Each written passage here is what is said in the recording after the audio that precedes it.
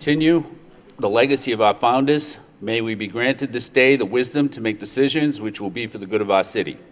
We also pray for your special blessing on all those who are working to transform our city and make it a better place to live and work. Amen. Please remain standing for the pledge.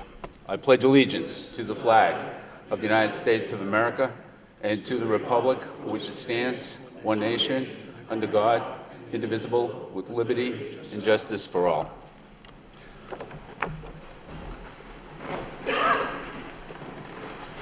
The clerk, please call the roll. Counsel Leary. Here. Counsel Mercia. Here. Counsel Milanazzo. Here. Counsel Rourke. Here. Counsel Samaras. Here. Counsel Belanger. Here. Counsel Elliott. Here. Mayor Kennedy. Here. Counsel Leahy. Here. 9 present. The first order of business is the mayor's business. We have 2 communications, and the first communication is from Maria Crocker of Alternative House, who would like to address the City Council regarding the October being the Domestic Violence Awareness Month. Good evening, and thank you for allowing us to be here this evening. My name is Maria Crooker, and I am from Alternative House, which is the domestic violence agency based in Lowell. I'm here tonight with representatives from Lowell Community Health Center, Asian Task Force Against Domestic Violence, and the Lowell Police Department. We're inviting you to join us in our citywide campaign called Lowell Takes a Stand Against Domestic Violence this October, which is Domestic Violence Awareness Month. In your packets tonight, you will find a calendar of events that list all of the activities going on, and some of you already have helped us out by filming our PSAs that will be on social media, showing how we're all unified together and taking a stand. We would also like to formally invite you on behalf of Kathy Kelly, the Executive Director of Alternative House, and the City Manager's Task Force Against Domestic Violence, to our Candlelight Vigil, which will be next Thursday evening at 6 p.m. on the steps of City Hall. Lastly, we would like to invite you to join our citywide Wear Purple Day on Tuesday, October 11th, where we're asking that everyone in the city wears purple to show that they're taking a stand to end domestic violence in Lowell. Thank you very much. Thank you. Any comments? Council Leahy. Thank you. I just want to say that I personally know Maria and Kathleen, and I think they do a great job at the Alternative House. So I'm glad that they came tonight, and any support that we can give them, we should do so. They do a great job for the city and for everyone that they serve. Thank you, Councilor. Thank you. Any other comments? Councilor Thank Elliott. you, Mr. Mayor. I concur. Let's not forget Sarah and Malika. And what is your name? And Chavi. I think they do great work. And could you just send us a notice out on that Tuesday for the so we can remind us to wear purple? I think that would be great. Thank you. Okay, thank you. Thank you very much. Thank you. The second communication is from Liana Kushi, who would like to address the City Council regarding entrepreneurship for all. Good evening, City Council, Mayor, City Manager. Thank you so much for giving us a couple minutes to share a bit about Entrepreneurship for All. My name is Liana Kushi, and I'm our Director of E for All, as we call ourselves for Lowell and Lawrence. And before I tell you why we're here tonight, I just want to turn it over to Tom right here. Good evening, and thank you for having me tonight. I am Thomas O'Hearn, owner, operator, and founder of On the Spot. On the Spot specializes in on-site auto detailing, and we particularly cater to the professional, growing professional population in Lowell and the surrounding areas in Lawrence as well. Since I founded On the Spot in 2014, we've serviced over 300 customers and continue to grow. As well, I am also a lifelong resident of Lowell and most recently a graduate of E for All. Thank you, Thomas. So the reason that I wanted him to say a couple words is, 1, to promote his business, and 2, so you got a sense of the type of entrepreneurs that come through our program. So our mission at E for All is to use entrepreneurship to accelerate economic development and social impact in the cities of Lowell and in Lawrence. So the reason we're here tonight is for 2 things. 1, we have an upcoming gala on this coming Thursday, and hopefully you received the invitation through email a few weeks ago, and there's information in your packet. We know it's a very busy evening. As soon as everyone goes back to school, we do too, and there's way too many events for us to go to. But if some of you could join us that evening, it'll be at UTEC beginning at 5:30 through 8 p.m. We invite the mayor, city manager, and the councilors to come that evening if your schedule allows. The second reason I'm here is just to briefly tell you about the impact that we've had in less than 4 years. So we have actually worked with over 150 businesses in Lowell and Lawrence. In your packet, you have this very colorful impact sheet, and those numbers are, I have some exciting updates to share. So, of those 150 businesses, they include On the Spot, as well as some that you might have heard of. Sutra Studios, a yoga studio in Mill Number 5. Mill City Grows. We also work with nonprofits. Purple Carrot Bread Company, servicing and selling bread in over a dozen farmers markets in the area. Katie's Closet, and Studio 26, an architecture firm that's growing its business every single day. And this is just a small example of the 150 businesses that we've worked with. Over 83% of our companies are still in business, and that's actually above the national average. And of those 150 businesses, we've created over 200 jobs in less than 4 years. We're honored to be a part of Lowell in helping strengthen our city and our businesses and economic development. So I have, in addition to the invitation, 2 very quick asks. 1, if you know anybody who's starting a business, send them our way. We would love to help them start a business. 2, and we work with the city, we work with the chamber, the small business center, we're all working very closely together. So 1, send them our way. 2, if yourselves or folks you know are interested in mentoring entrepreneurs, we would love to have them work with us. Every company that comes through E4All gets 3 mentors, because we believe every company needs advisors to help them grow their business. And this is critical, and all the entrepreneurs tell us that the mentors are a critical piece for their experience. So we're hoping that, maybe we can come back once a year, share some of these updates with you, let you know the impact that we're having, and just thank you for all your work in the city and for having us this evening. Thank you. Any comments from the council? If not, the chair would entertain a motion to accept the communications and place them on file. A motion by Councilor Elliott, seconded by Councilor Leary, to accept the communications, place them on file. All in favor of the motion, all opposed, so voted. Thank you very much. Councilor Elliott. We've concluded this. Mr. Mayor, I wanted to suggest that we motion to suspend the rules to take 2 items out of order. They're both presentations, and there's folks here in the audience here to provide presentations to the council. Under 5.1, item C, and then under 5.1, also item F, wind development presentation. Okay, thank you. Councilor Elliott is asking for suspension of the rules to take up 2 items out of order from the communications from the city manager, items C and F.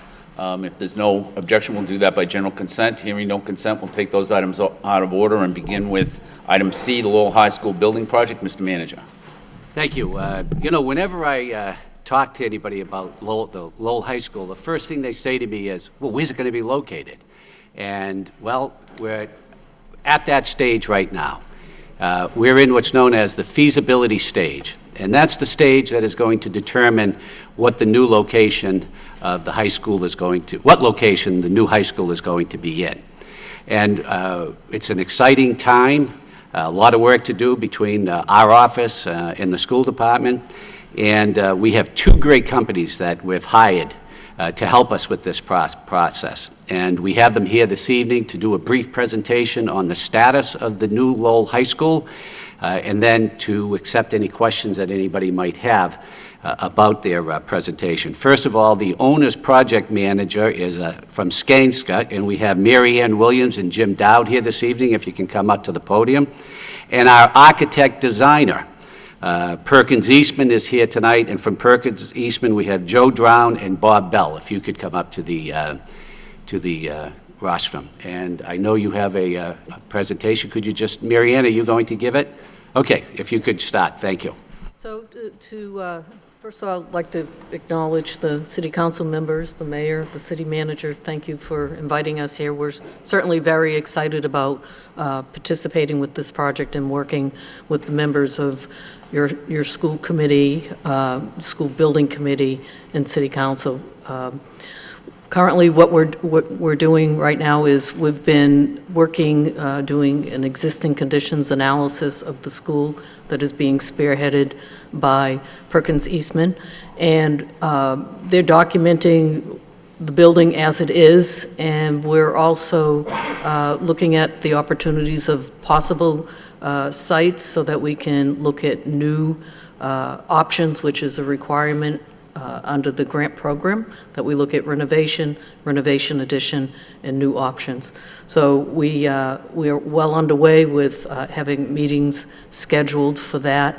We're also in the process of meeting on a regular basis with the educational leadership team, where we've worked with them. We're reviewing the educational plan, and we're also preparing for what they call visioning sessions, which has to do with community engagement. I don't want to steal your thunder, but I'm going to ask you to speak about visioning a little bit. First, I'd like to introduce ourselves formally. This is the first time that we've been here before the mayor and the council and the city manager. My name is Robert Bell. I'm a principal at Perkins Eastman. I'm primarily an educational programmer and planner. With me is Joe Drown, also a principal.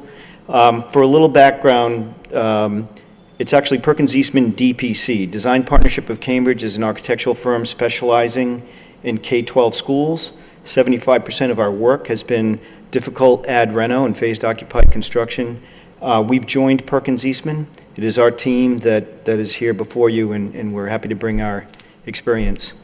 Regarding the educational visioning, just as Mary Ann had described some of the analysis of existing building conditions that occurs, we're also taking a close look at your school educationally, how courses are scheduled, how the program works, and just as with existing conditions, we're getting to know, what exactly where kids are spending their time. So the educational visioning process is one where we engage the educational leadership and a very broad, diverse group of community stakeholders by assembling first a leadership team and then what we call a work group. And we go through several visioning workshops. These are half-day workshops with this very diverse group so that we can better understand what's happening within the school, what's working well, where's the future educationally, and what goals and objectives can we build a architecture in a building to support the long-range vision for Lowell schools.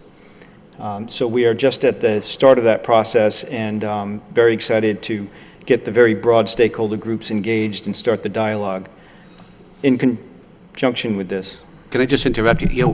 When he talks about education vision, this isn't just about bricks and mortar. This is what is our educational system in Lowell High going to be in the future. I mean, it's an incredibly important part of this is to set the vision, and we want the entire community to be involved.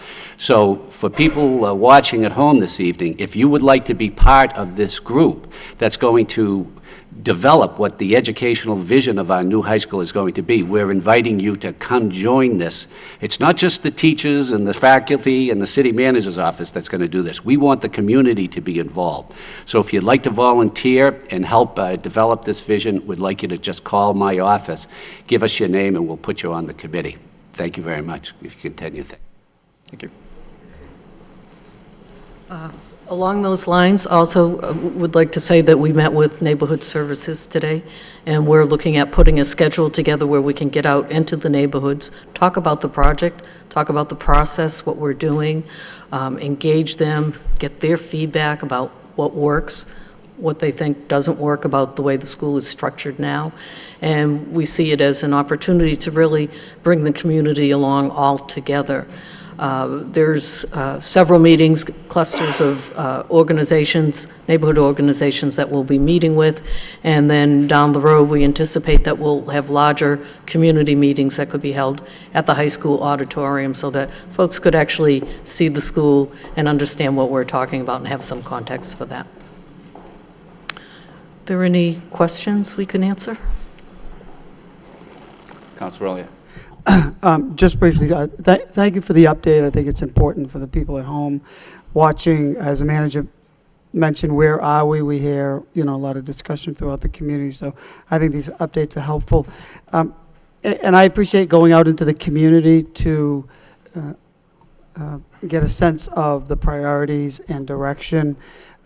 Lots of folks won't be able to make these meetings, presumably. Is there any thought to reaching out either by, I don't know if email is the best way, or even a survey that can be sent home with the kids? I mean, a lot of the parents work or they're involved in other activities, and it just may not be able to go and participate at these meetings or neighborhood meetings.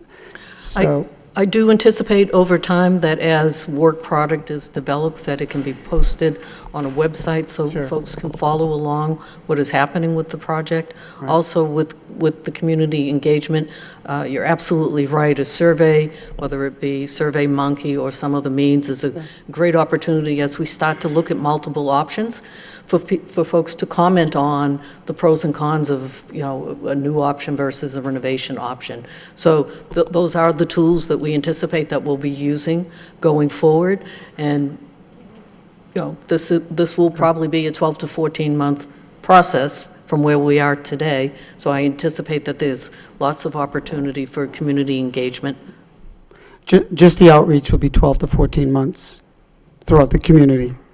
The outreach portion will... No, the entire feasibility study and schematic design process we anticipate will be complete by November 9th, 2017. I see, thank you. So knowing that there is a spike in enrollment in certain grades, are we looking at trends on how that will affect and how we plan, not only from a floor space perspective, but also education component of that?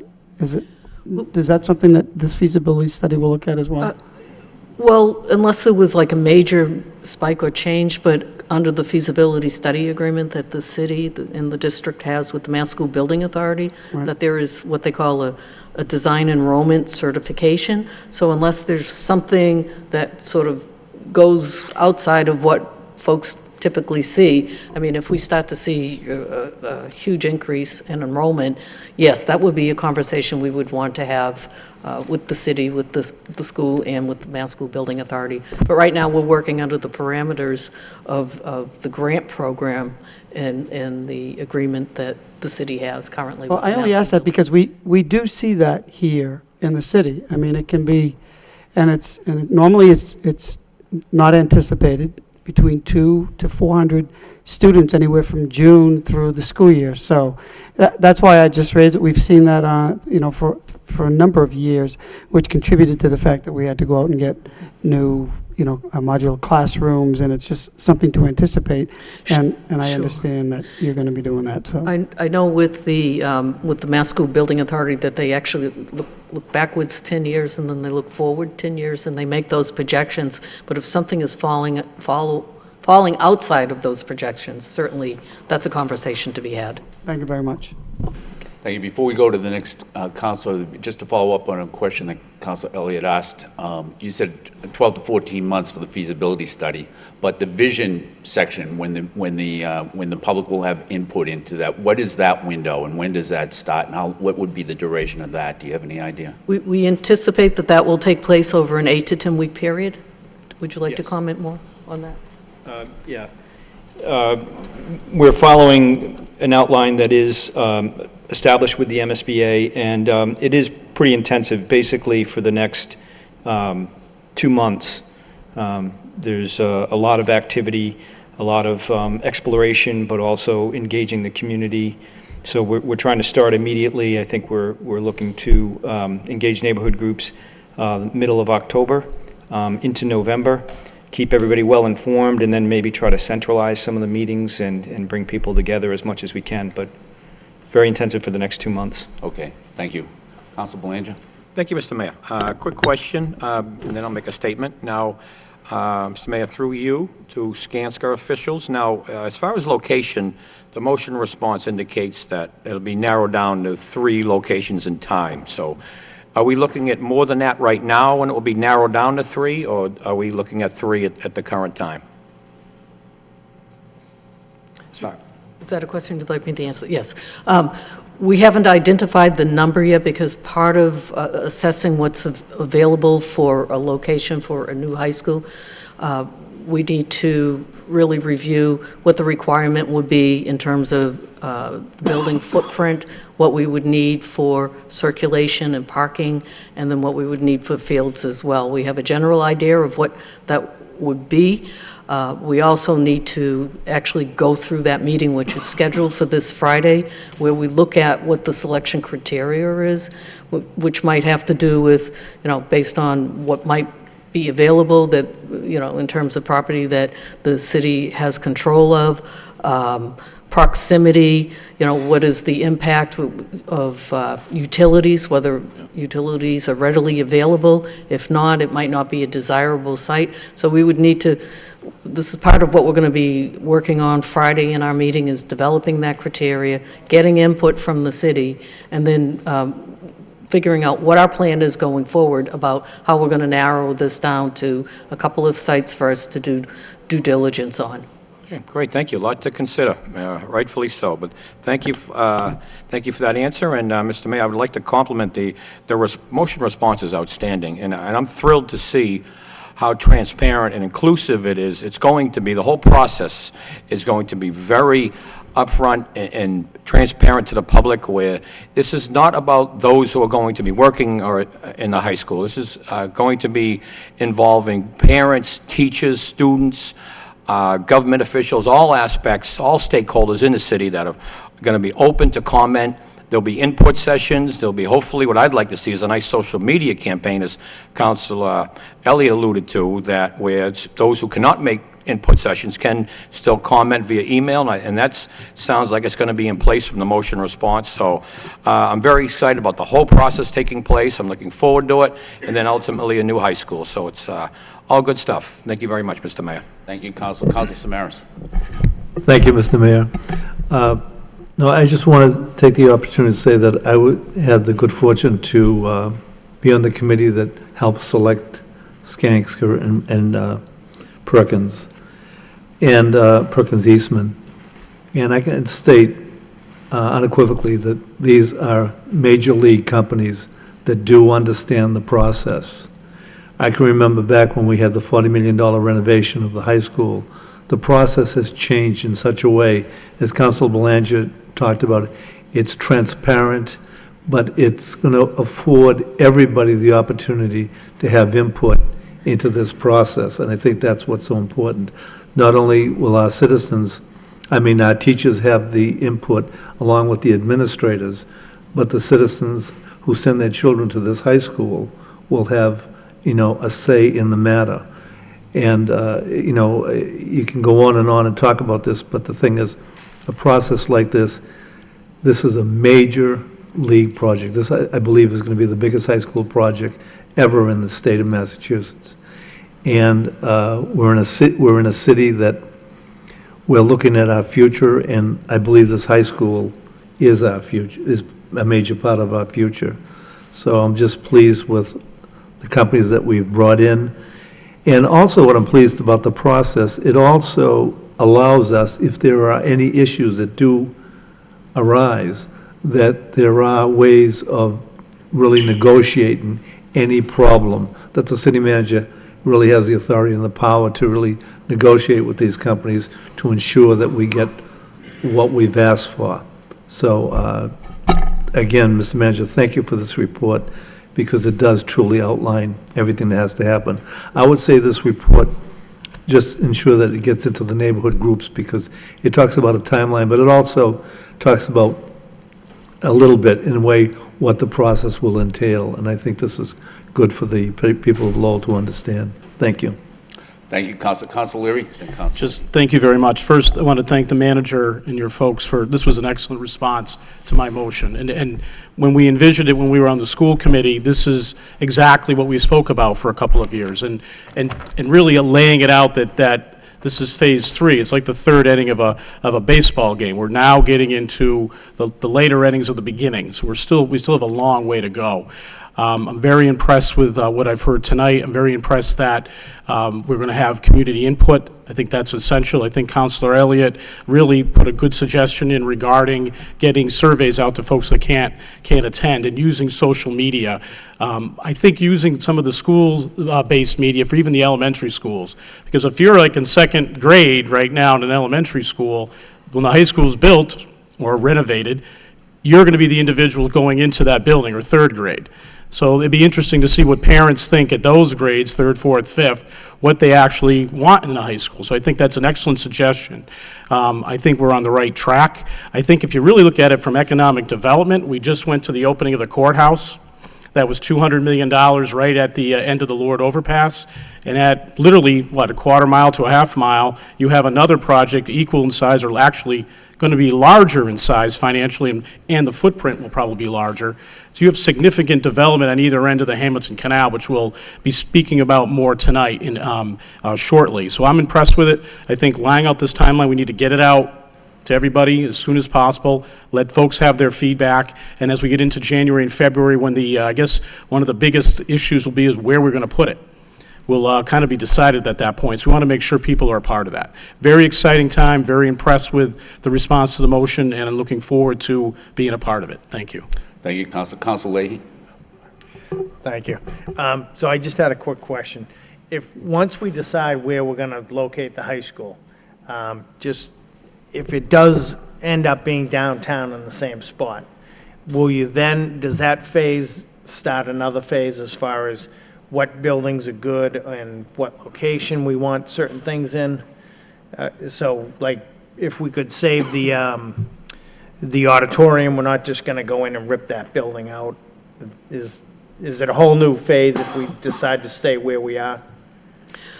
If we stay where we are, what we're going to look at is what makes the most sense to preserve and to maintain, where it brings the most value, because to have a wonderful-sized auditorium, as you have, is an asset. Right. And so, we're going to look at where we can improve and what should be let go of. And it's not our decision, it's really your decision, and it's based on the feedback that we'll be getting from the community. And when I say community, I mean educators, the city, all kinds of feedback that we get. Okay. We'll pull that all together. All right, sounds good. Thank you. Okay. Thank you, Councilor. Any further discussion? Councilor Mercia. Thank you, Mr. Mayor. I'm glad that you're all here because I want to weigh in my feelings now so that I don't have to go another night to weigh in. Let me just explain what's very, very important to me. And I know there will be many decisions, many people weighing in. But I firmly believe, let's say that my opinion is that the high schools stay where it is. We know a lot of work needs to be done, be that as it may. But there may be a suggestion that it stays where it is and the footprint expands to an area that is occupied now by doctors, being dentists, and I'm going to say my feelings on that. I cannot see the footprint expanding whereby we take businesses, namely those dentists that were there for 30-plus years and gave of their time and their sweat, and they built their business up to being what it is today, only to say, eminent domain, you're out. We experienced something a while back where Perkins property had market rate people move in, and because the university, UMass Lowell, wanted to have that as dormitory space, those people were told, see you later. And they had disposable income to spend, and yet we're making way, well, I'm not, but they're making way for students. This is the same analogy that we would be doing to those dentists in that whole area by Lowell High School to say, yeah, we don't care that you were here for 30 years, but see you later, you're gone. I will not support, and I'm telling you right now, today or 2 years from now, I will not support moving those dentists, those people, those businesses out of there for the sake of expanding the school. I won't do that. So I'm just weighing in right now to tell you how I feel about that. Thank you. May I comment? Thank you, Councilor. No? Okay. Yes, sure, go ahead. What I wanted to say is that that was in a study that had nothing to do with these companies, and that's certainly not the direction we're looking at right now. Well, just in case you decide you were, I just thought I'd weigh in on it.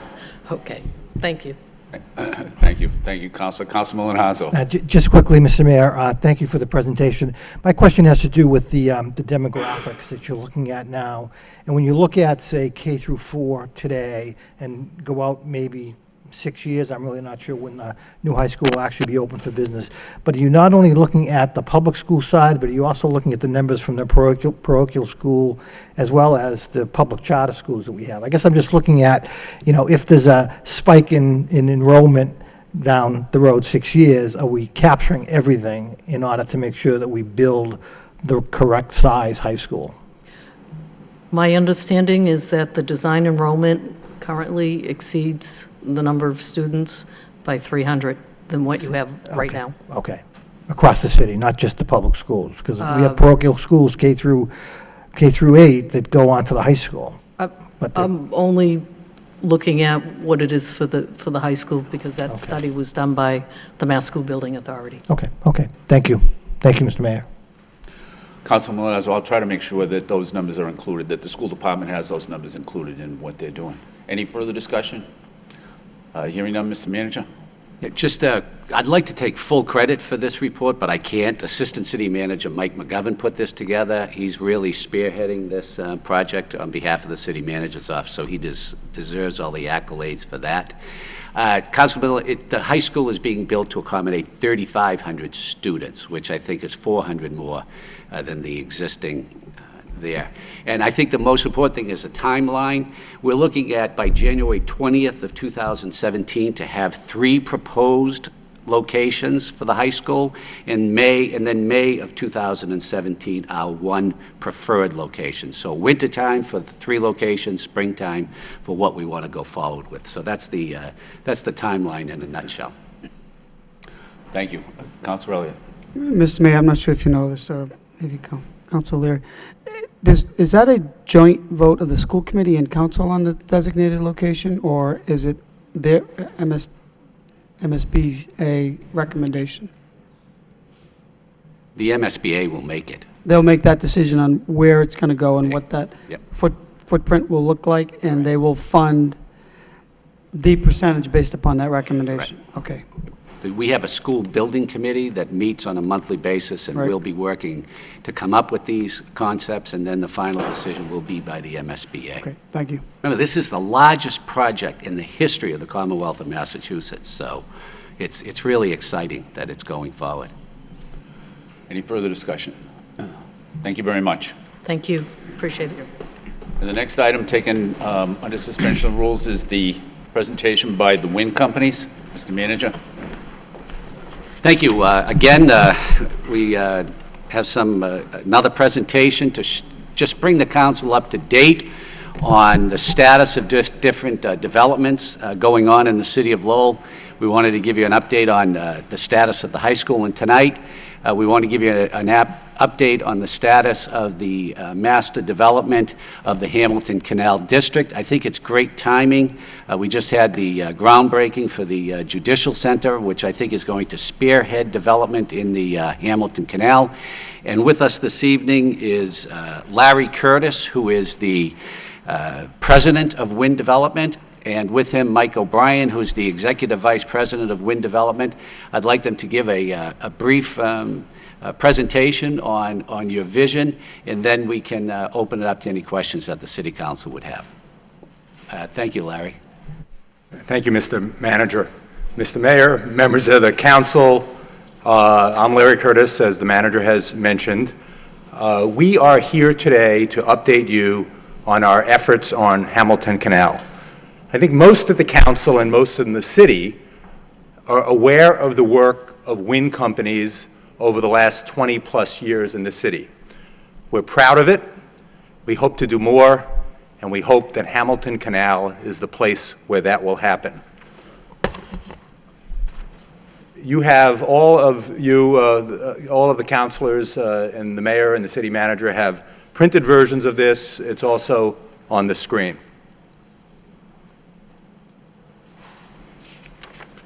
So we've been around since 1971.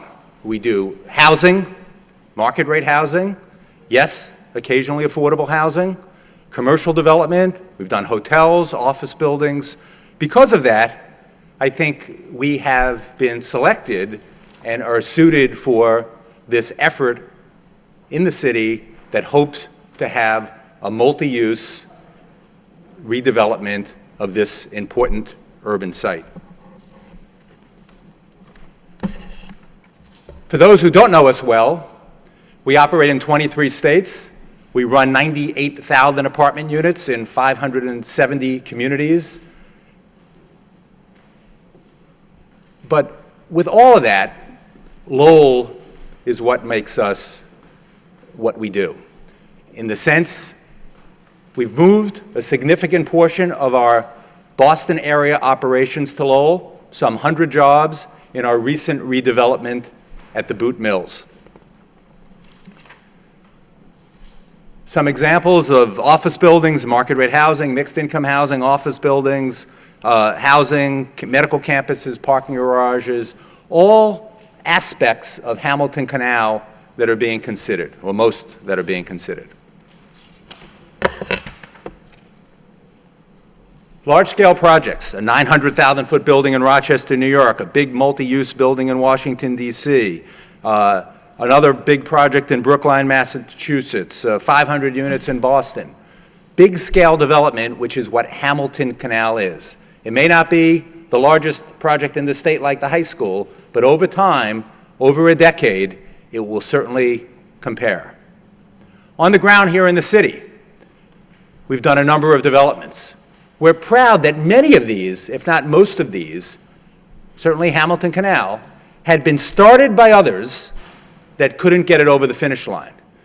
Projects that had been intended by well-intentioned developers, but when wind came on, we made them happen.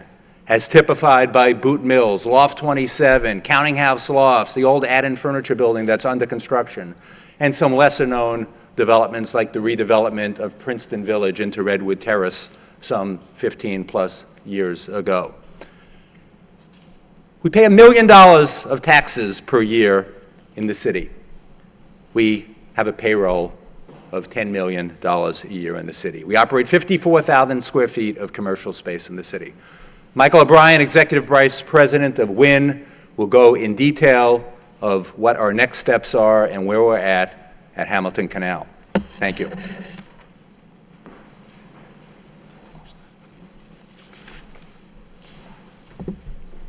Mr. Mayor, members of the City Council, Mr. Manager, it's my pleasure to be here this evening. My goal is to get a little bit more granular as to the realities of Hamilton Canal. Once I can figure out the clicker.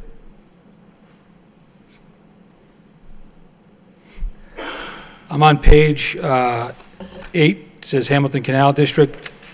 And just from an opening standpoint, we responded to the city's RFQ, and we were very pleased to do so. And from a master developer perspective, really felt that we had all the requisite skills and abilities to undertake this project in a successful way, working side by side with obviously the city manager, his talented team, as well as the city and other partners. And our goal is to realize your vision, which was developed back in 2008 with great community input, and be able to proceed in that fashion, working with our skills and abilities side by side with you to make it happen. We put forward a realistic plan, step by step, to create momentum and actual development in Hamilton Canal. I'm not touching anything now. Oh, she is. All right. With that, we look forward to the work ahead. It'll be partnership and collaboration with the city, obviously the state and others. And there'll be some challenges. There's a high cost of development in Massachusetts gateway cities, particularly as you get closer to the Boston metropolitan area. And then there are rents and lease rate realities that create those challenges in order to put together financial pro formas and financial mechanisms that work. But we can and will overcome those challenges working with and through the city. So I'll quickly review my approach to the master development of Hamilton Canal. As you know, the picture on page 9 is the current 14 acres, urban renewal area, environmentally cleaned up, and congratulations for that. And it's not an easy undertaking for that significant of an area. You're familiar with the area. You've got the Freudenberg building kind of center left in the building and in the picture on the screen and on your packets. You got the Hamilton Canal and the Pawtucket Canal running right to left through the center. And then the new courthouse obviously be off to the left corner of that plan. All the development in this area is going to be ground-up construction, and that's important to note, and it'll all be done per your master plan and specifications. In our agreement, carefully negotiated by the city manager, talks very specifically about measurables and milestones that we need to achieve. So on to page 10. And again, this is the master plan as created in 2008. It shows within that plan the breakdown, if you will, or the summary of our RFQ response as we saw the best way to proceed to make the Hamilton Canal District a reality. So we identified items on that plan. You'll see that. Again, your master plan for this district, and catalyst projects. So those are significant gestures and investments that come together to make the goal of this district a reality. And that really is a great tribute to this team here in Lowell. When you look at the infrastructure improvements, which have been recently funded through a MassWorks grant as one of the catalysts to make Hamilton Canal real, you'll see them noted as a catalyst project on this map. The new courthouse, which was just recently last week, groundbroken. And then the Signature Bridge, which this city team worked very hard to secure funding for. And then finally, the city garage, which is planned for parcel 14. All that sets a great table for this Hamilton Canal District for long-term success. The parcel developers, which we intend to work side by side with, that were also given award, are both Watermark and Genesis, and you'll see them noted on the plans for near Point Park, as well as the locks.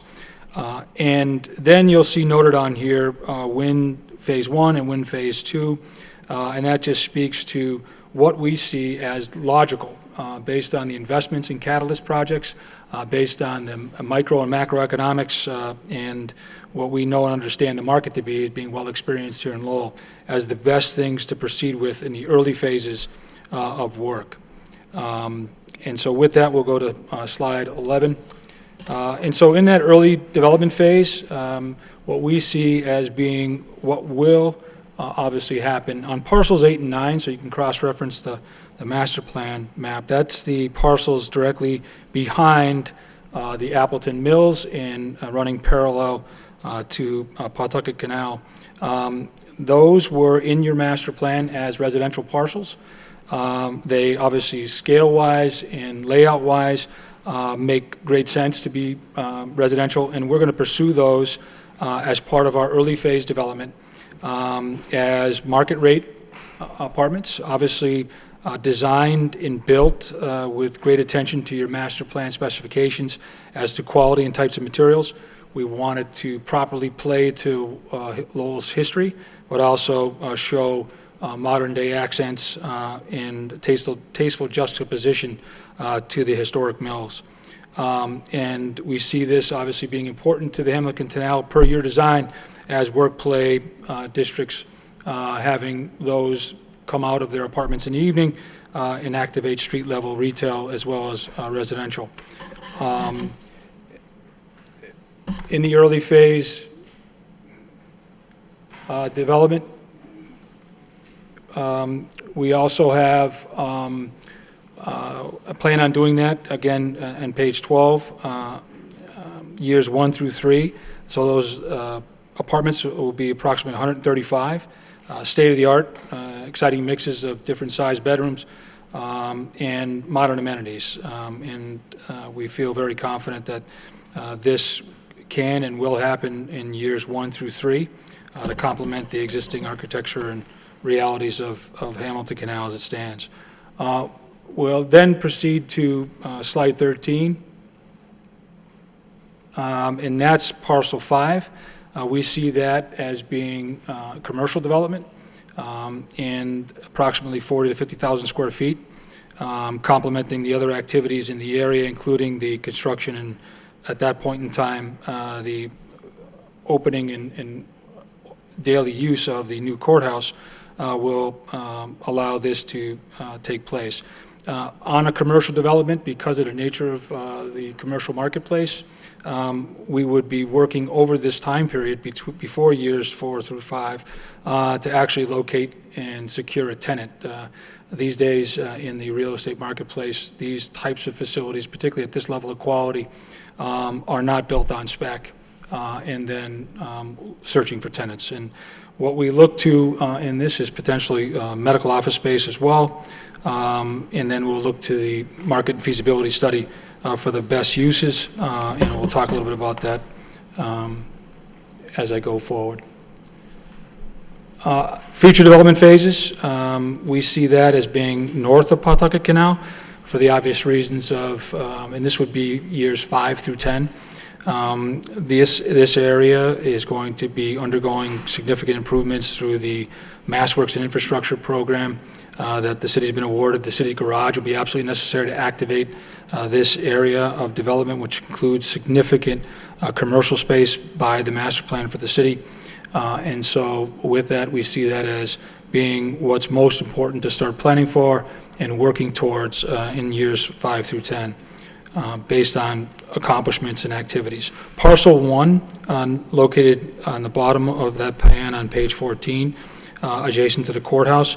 As of right now, that is not included in our master development agreement, but there is an option as executed by the manager for that to fall within our bailiwick and take that parcel on as well. And so when you look at those years 6 through 10, it'll be, along with the Catalyst project, there'll be lots of opportunities for transit access and strong educational and medical institutions to attract them as research and development tenants. That's clear with some of your successes that you've had with Kronos and others, that the market will be there. And we'll certainly keep our ears up and open to opportunities along the way. Because we've projected it this way, that years 6 through 10 would be north of the Pawtucket Canal, does not mean that that's what ultimately takes place. We will obviously be listening and working towards finding tenants along the way, and if somebody had to move quicker, we'd move quicker with them.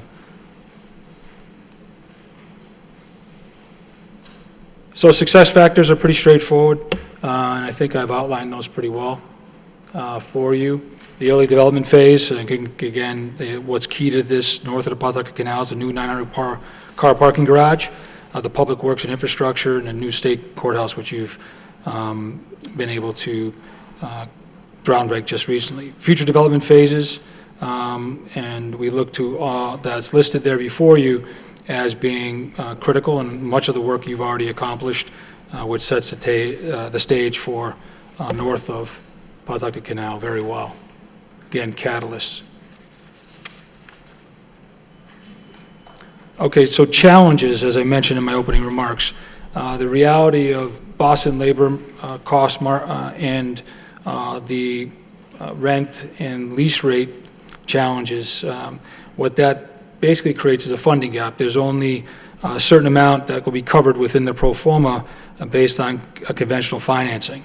And in gateway cities outside of Boston, that can range from 30 to 50% of a gap in new construction coming out of the ground of what conventional financing based on market lease rates and commercial rates of what you can get for rents in Lowell. So with that, we'll see that both on the residential and on the office parcel 5.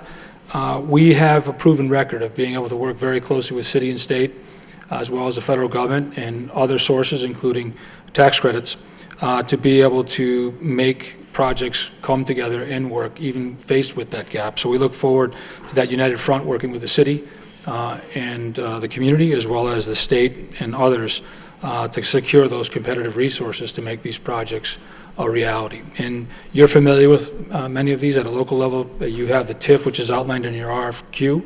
At a state level, they have workforce housing programs, market rate housing programs for gateway cities that have been created.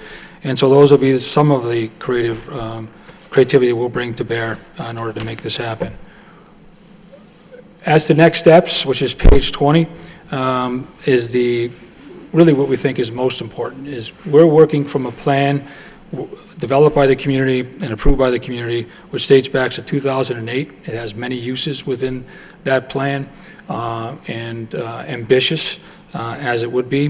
We believe that a marketing and feasibility study should be done to update the data and information and analytics that were done in 2008, and do so with an independent source that's obviously brought forward by WIN, but ultimately agreed to by the city and the city manager to undertake this study. We expect it to take approximately 3 months, but we wanted to present it here tonight to the council and the mayor. That information we'll look at, and you'll see many of the questions on the next slide, or next few slides, where we identify the types of questions that will be asked.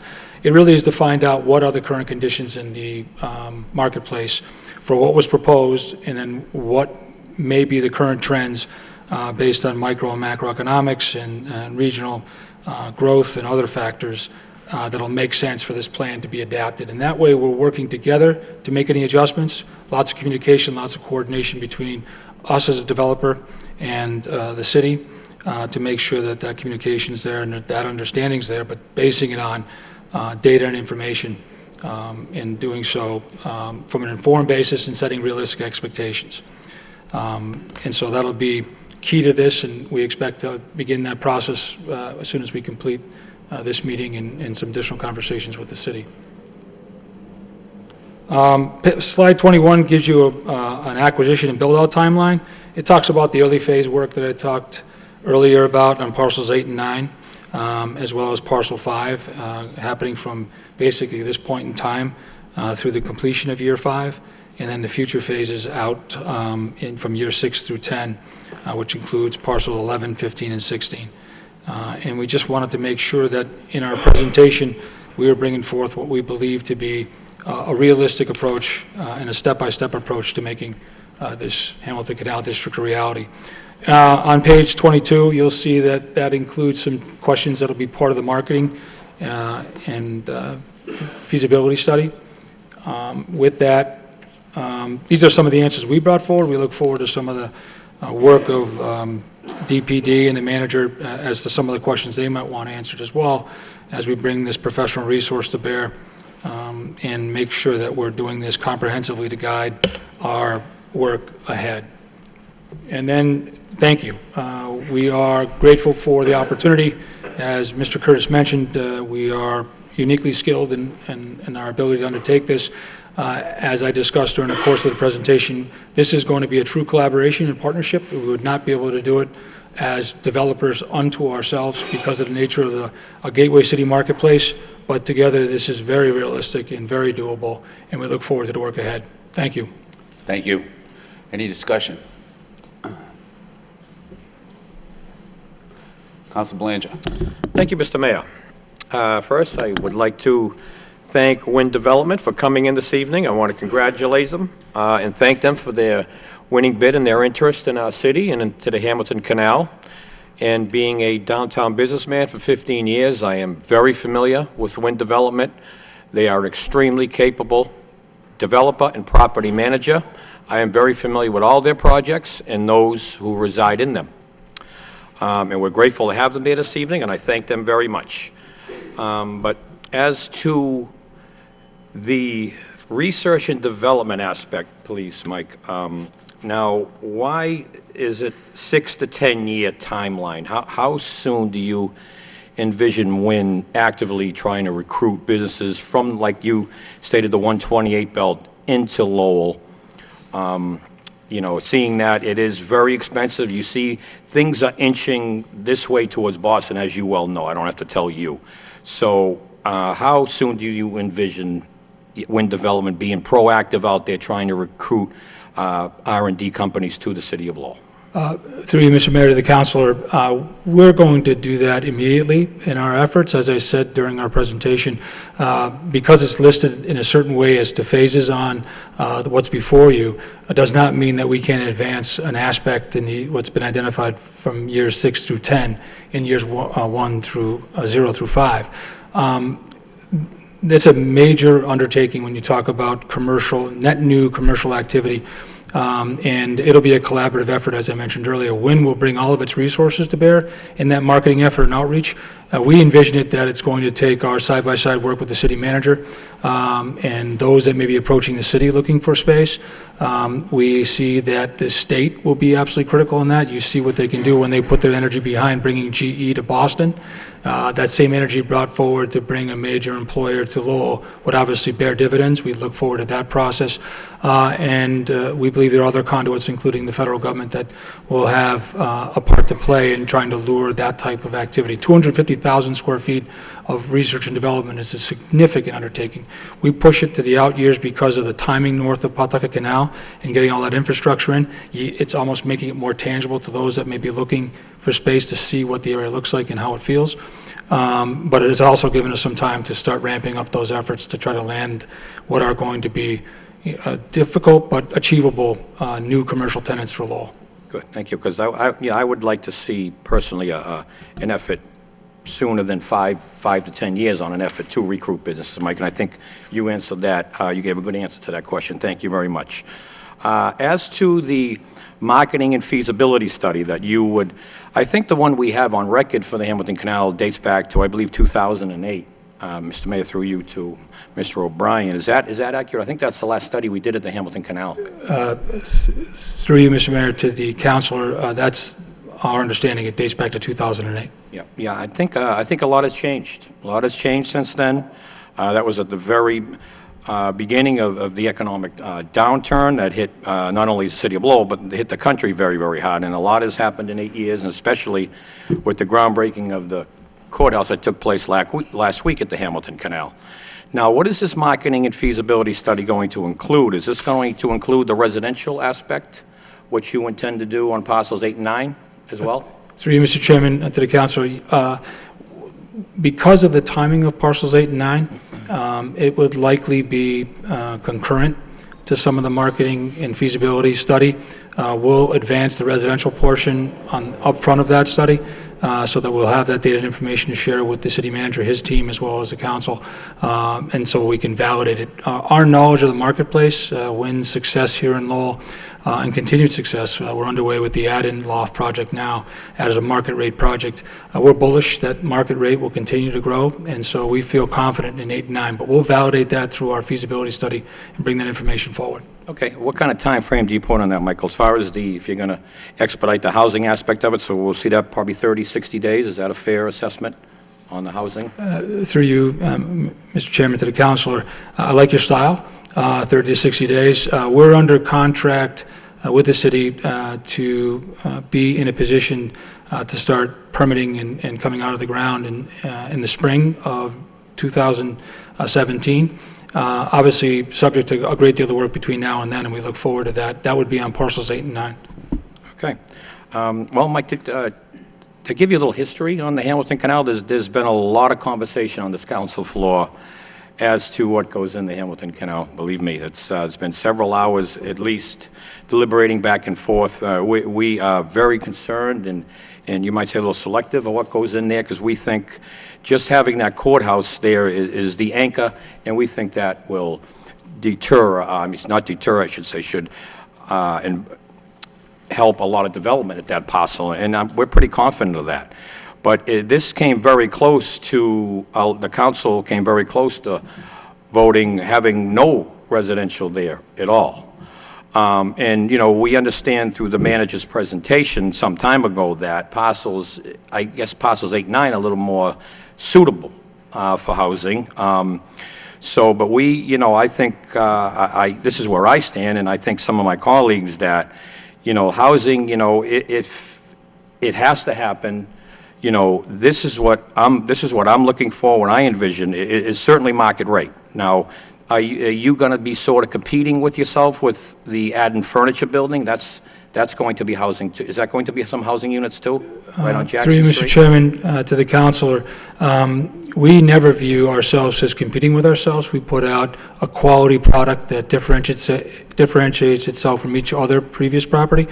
We feel confident that on the Adden project, that'll be wildly successful, and then our parcels 8 and 9 is developed as market rate housing.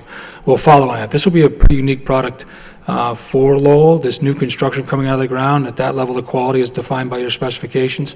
So we feel good about that as well. But again, the market and feasibility study will do justice to our, obviously, gut instincts by bringing forward that fact that market rate housing in the Hamilton Canal will work.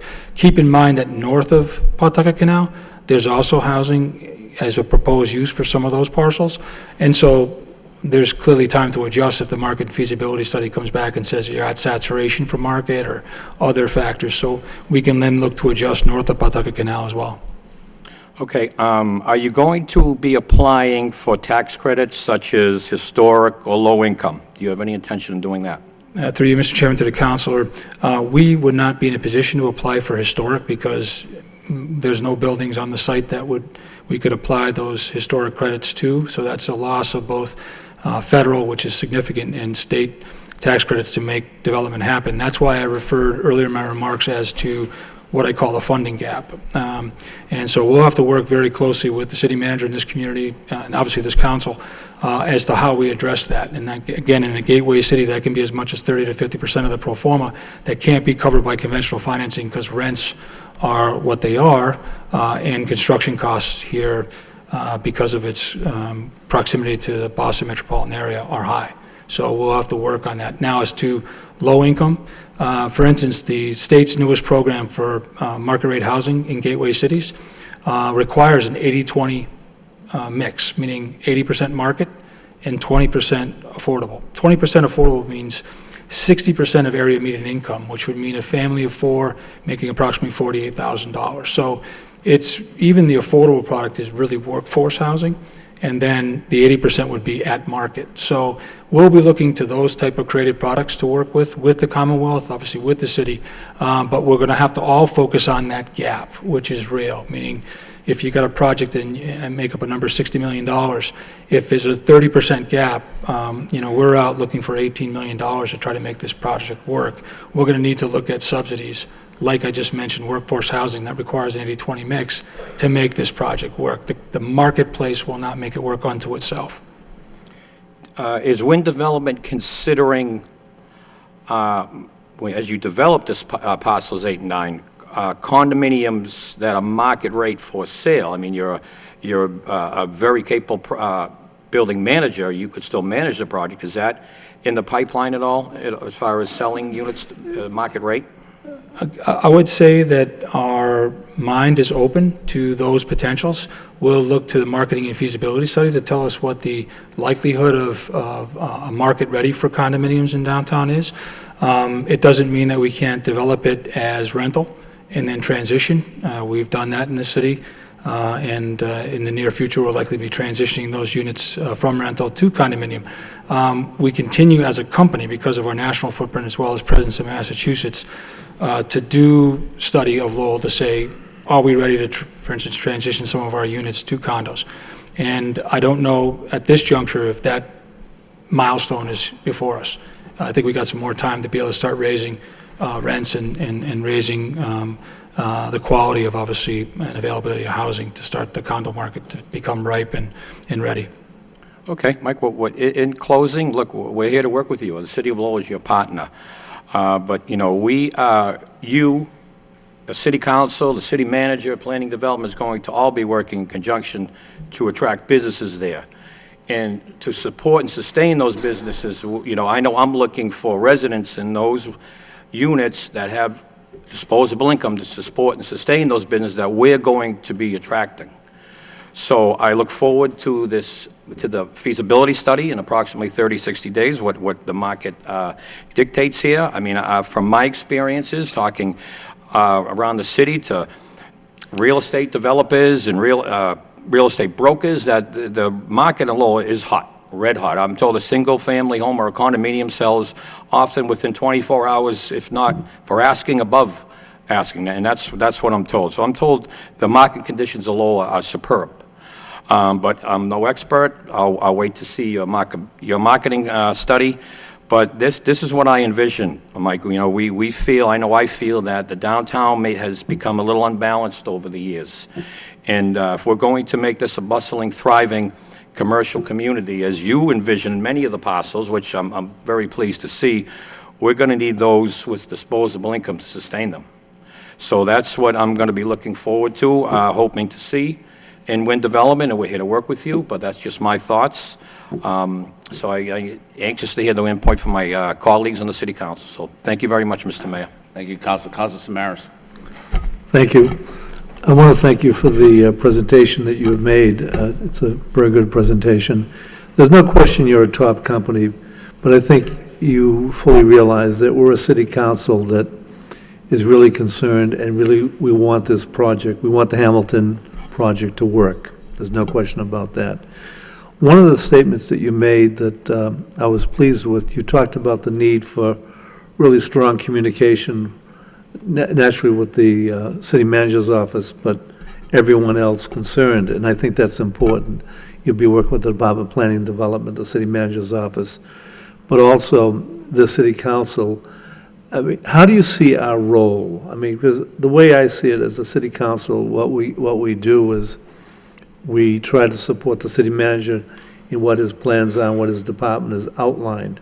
But also, we like to, be hopefully that we're responsible for setting up an atmosphere for success for any businesses that come into Lowell. I mean, how do you see us having a role in this respect? Through you, Mr. Chairman, to the councilor, I would say congratulations, because you've set a great table for development as a community. The welcome mat's obviously out there. We are a national company, but certainly do a lot of business in Massachusetts. And those that you talk with are fellow developers and those in the finance industry, and they see Lowell as a place to do business. And I think that says a lot about the work you've done to this point. So congratulations there. On the way forward, we believe in communication and collaboration. We are going to be working with and for the city manager, and we'll bring that communication forward.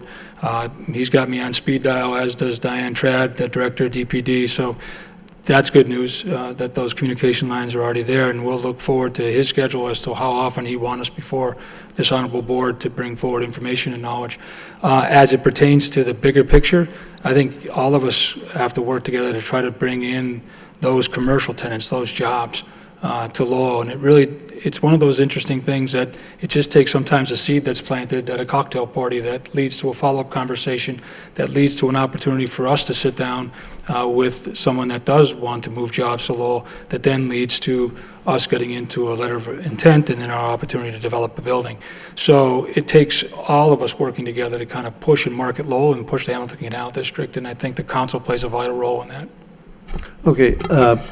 You were not present. Dr. Mabry from Middlesex Community College was here to make a presentation to the Subcommittee on Economic Development, and he talked about the importance that Middlesex is to many major large companies because they offer a trained workforce, or they can work with the companies that are already in Lowell and train their workforce as needed, whether it's second language or any other aspect. So we've got Middlesex Community College, we've got the university, which provides research. And I personally believe that Lowell is so well situated between 495, Route 3, and 93, railroad tracks, a river. We are a small Boston. Naturally, you alluded to the issue of what Boston can get in as far as prices are concerned. And we're not there yet. We know that. But I'll go back to my original question in a sense of we have a lot of different groups that are part of the process. do you see yourself setting up a process that ensures that the university, Middlesex, the community college, the city, and all of us are working together to be, we'll say, more creative? Because I think to go to the next step, it's just not a standard approach to commercial development. It really, at this point, can we be creative? Do you believe that? Or do you have a specific method and say, well, we're in a lockstep method and this is what we have to do?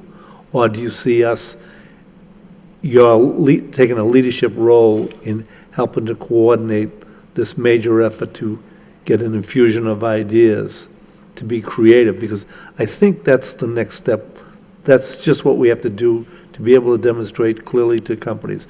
Kronos saw what we had, but there was certain advantages that were in step. We had the building, we had the Cross Point Tower, but now we're talking about building those. But how do we get them in?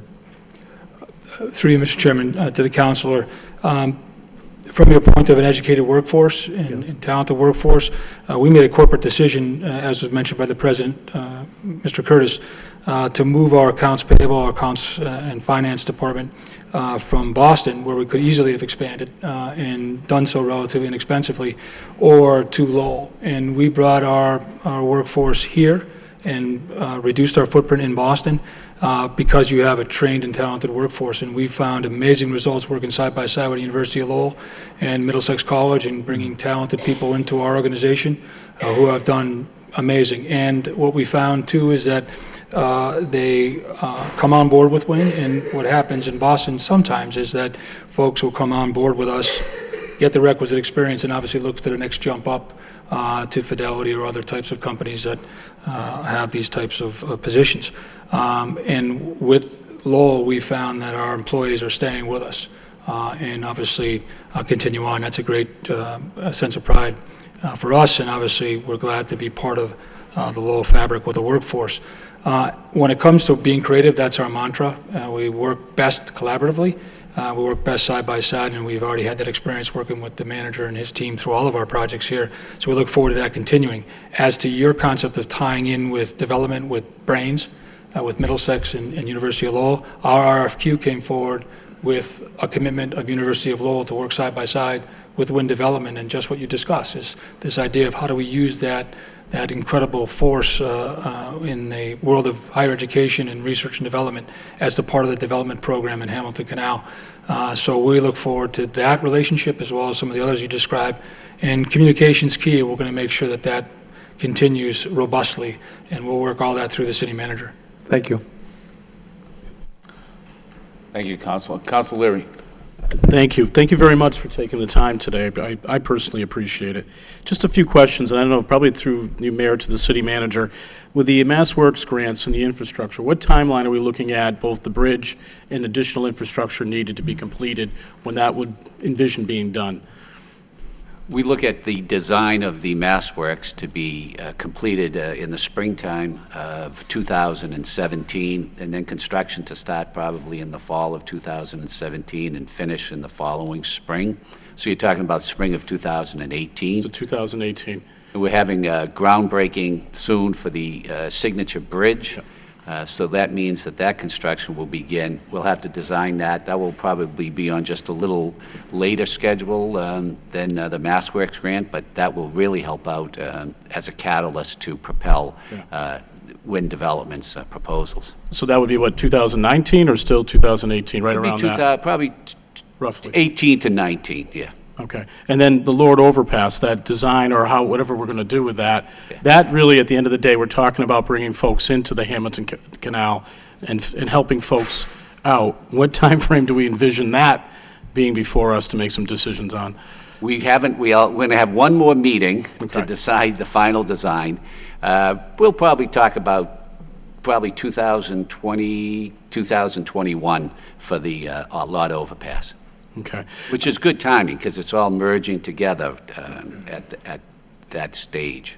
It's going to be, I think that alone, I think, is going to be a challenging environment where you're having the courthouse, you're going to have potentially development of parcels 8 and 9 for apartments, hopefully some other infrastructure that we looked on the different parcels, whether it be Wynn or, Watermark or Genesis, or hopefully somebody new. The garage, at the end of the day, what time frame do you believe the garage to be put in place? Well, this council, in its wisdom, appropriated $1.5 million in the past capital plan to design the new garage. So that's in the design stage right now. So that's moving forward. I would imagine this design will be done probably in the spring of around the spring of 2017, and will continue with construction. Interesting you bring that up. If you listened during Mr. O'Brien's presentation, he said parcel 1 was taken out of their master development. That's because we have a parking problem in the city of Lowell. And we've had to reserve parcel number 1 for possibly a parking garage there also, because we need to give the Judicial Center 300 parking spaces. We need to give the Lowell Community Health Center another 150 spaces. We need to provide spaces for the new developments going on. So we're looking at parcel 1 as maybe a second parking garage in the Hamilton Canal District. No, I appreciate the updates. I think part of the challenge is that a lot of the infrastructure needs to be put in place before you're going to really entice someone, a business, to build from spec. Why would you? Why would you leave or do something and grow until you see some of that infrastructure in place? You really wouldn't. So that's going to be key, that we hit those dates, we hit them hard. I think the addition of doing a feasibility study makes complete sense. So I am excited about it. I'm cautious because there's an amazing amount of challenges, but there's also, with challenges come amazing amount of opportunity. I know a lot of folks, for better part of many decades, have looked at this area. Many good things have happened. I think with the courthouse coming in, that's going to be, I think, only a positive thing. I think some of the challenges with parking, we need to work with you to ensure that we do that in a timely fashion. But I am excited. I guess there won't be a complete agreement. When I ran for council, I would have voted, basically to do completely economic. Obviously, we have direction in a different way. I think that might be positive once we get the feasibility study. That'll really show what direction we may need to turn or change or not change. So I'm excited about that. I think that'll be in before the end of the year, and we'll be able to have a continued dialogue once that study's in. But very impressed with the beginning, concerned, but there's a lot of opportunity as well. Last thing, when you're doing all this, this is going to be a big challenge to move people around the city. So we got to start thinking about, you may have too much going on. No, you like that? Okay, it's good. I like the optimism, but it's going to be a challenge. But it's a good challenge. Thank you. Thank you, Councilor. Councilor Elliott, then Councilor. I'll be brief because lots have been said about this for quite some time. But I can tell you, as one individual that was sitting here at the time, and I want to say it was 05 or 04, a long time ago, when we took the vote to acquire this parcel and to take a chance on going through with the master plan. And it was, there was an air of uncertainty at that particular point in time. So I think today marks a significant time frame where we're moving forward on developing, continuing to develop. We're jump-starting that area that has been dormant for a number of years. And I think it's exciting. I think this is an exciting proposal. Wynn has a record of achievement, of accomplishment, of running good business. They moved their corporate headquarters here. And so I think it's significant. We've seen a number of developments. We have laid the groundwork and received funding for the bridge, for access in and out of this development through the Lord Overpass. So it's like a well-oiled machine that's just it's all running on the same cylinders now. And this is just yet another step in that process. So I really think that this news is good. What we do know, and if we have learned anything through history, is that you can't put all your eggs in one basket. It can't be all commercial, cannot be all industrial. And I think developing urban gateway cities now requires a balance of residential and commercial and retail, because it's driven by the market, and you don't want to, if there's a collapse in the market, you don't want an empty downtown. So I think this is good. Market rate housing, if we learned anything from Perkins, is needed downtown. It's needed downtown, it's needed in the city and anywhere outside of Boston. And people want to come to Lowell because things are happening in Lowell. It's not happening in all the gateways. So I support this wholeheartedly. It's good to know market rate housing is desirable. I think it's wise that you're moving forward with a feasibility while this is taking place, so it's not going to come to a screeching halt like it did before. So I congratulate you. I thank you for believing in the city and moving forward. And what comes out of this study will help us not only here, but in other sectors where we need to continue to develop. So thank you. Thank you. Council Leahy. Thank you. Through the city manager and questions for up here. So I have questions about the residential part of it. I have concerns like that Council Belanger had said, and I think that the council had mentioned in the past. And what Councilor Elliott just said is with what happened with the Perkins Loft, I think that we see that there is a need for market rate housing downtown.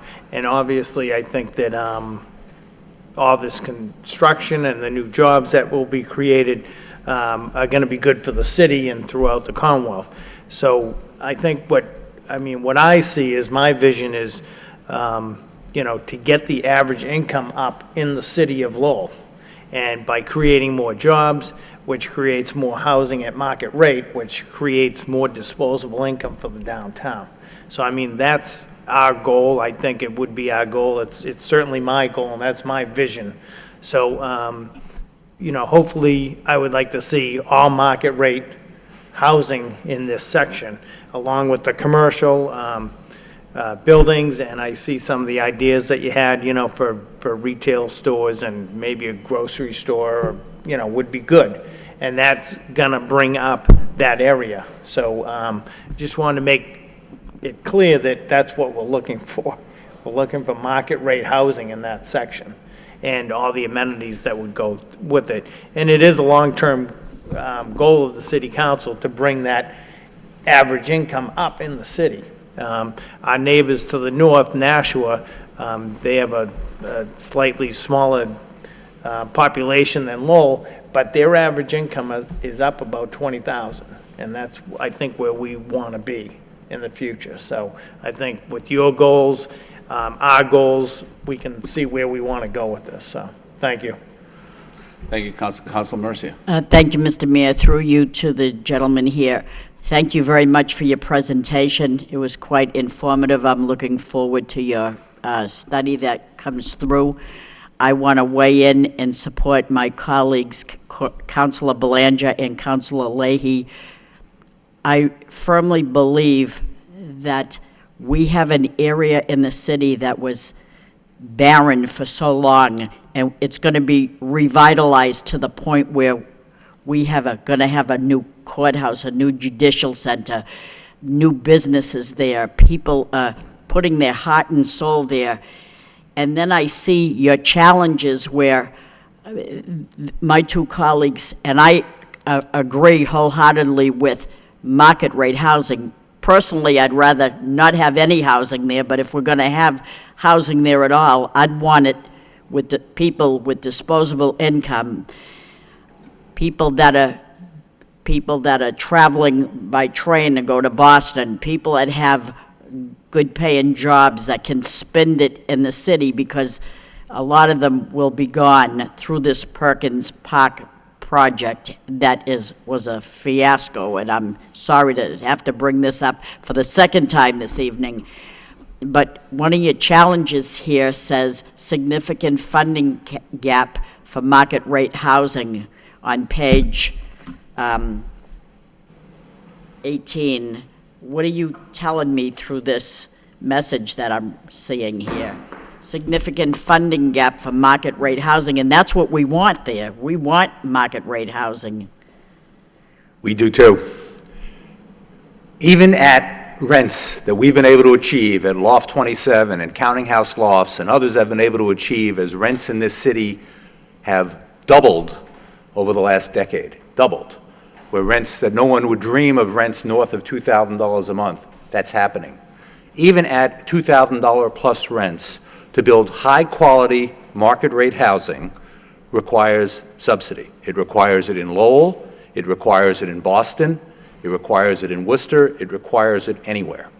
Fortunately, programs exist at the federal and state level that will allow all of us working together to attain such funding. By the way, if there's an inkling that the state and the federal government, in an enormously competitive process, hears that we'd rather not have any housing, we're dead on arrival. So we need, Mr. City Manager, Mr. Mayor, members of the council, we need uniformity of goal here to go get housing money to make market rate housing work. And if we don't get it, we're wasting our time. Okay, having said that, Perkins Property Park, they acquired $6 million in state credits, and there is not any affordable housing units in there. So if they could do it, I don't know why you can't. Well, I can tell you their answer. Would you like to know? Go ahead. One is building within a historic building that has the opportunity for federal and state historic credits that effectively write down the cost of development. And one is ground-up new construction. The costs are similar. One has subsidy, one doesn't. One, we'd love to be able to get historic buildings, historic credits on ground-up new construction. We can't. No one can. So therefore, the state has recognized a funding gap need through mass housing and other groups that have put forth monies to attack this issue of building housing for good, hard-working citizens that can't afford the luxury housing that sells at $500,000 or $1 million a unit in some cities or more, and don't qualify for affordable housing. People with great paychecks that want to be in Lowell, and there's funding available. And if we could work together, we're going to get it. If we don't work together, it's not going to be a good picture for the Hamilton Canal District.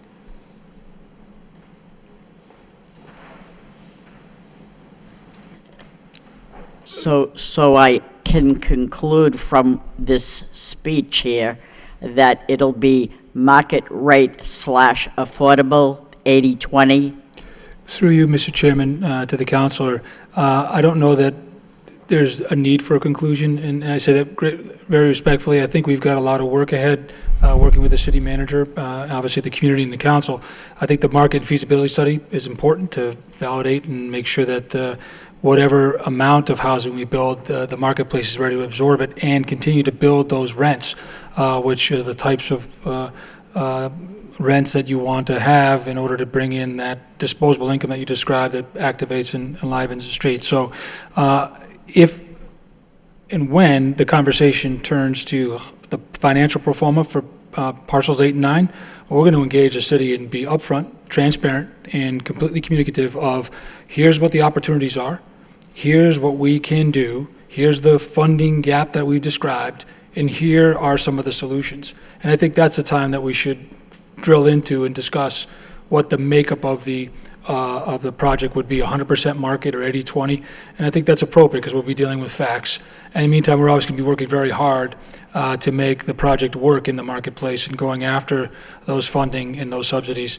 As the president of Wind Development mentioned, Larry Curtis, when you look at our history in Lowell, we started with mixed income projects that were a mix of market rate and affordable, managed professionally, and serving the needs of your community very well, from those that are working, obviously at some of the lower pay scales, to those that have disposable income. And those properties set the table for the next project, which was less of affordability and more market rate. So you're on a great trend forward as a city, and we look forward to continuing to assist that trend. We feel pride in the fact that we helped, working side by side with you, to create that momentum.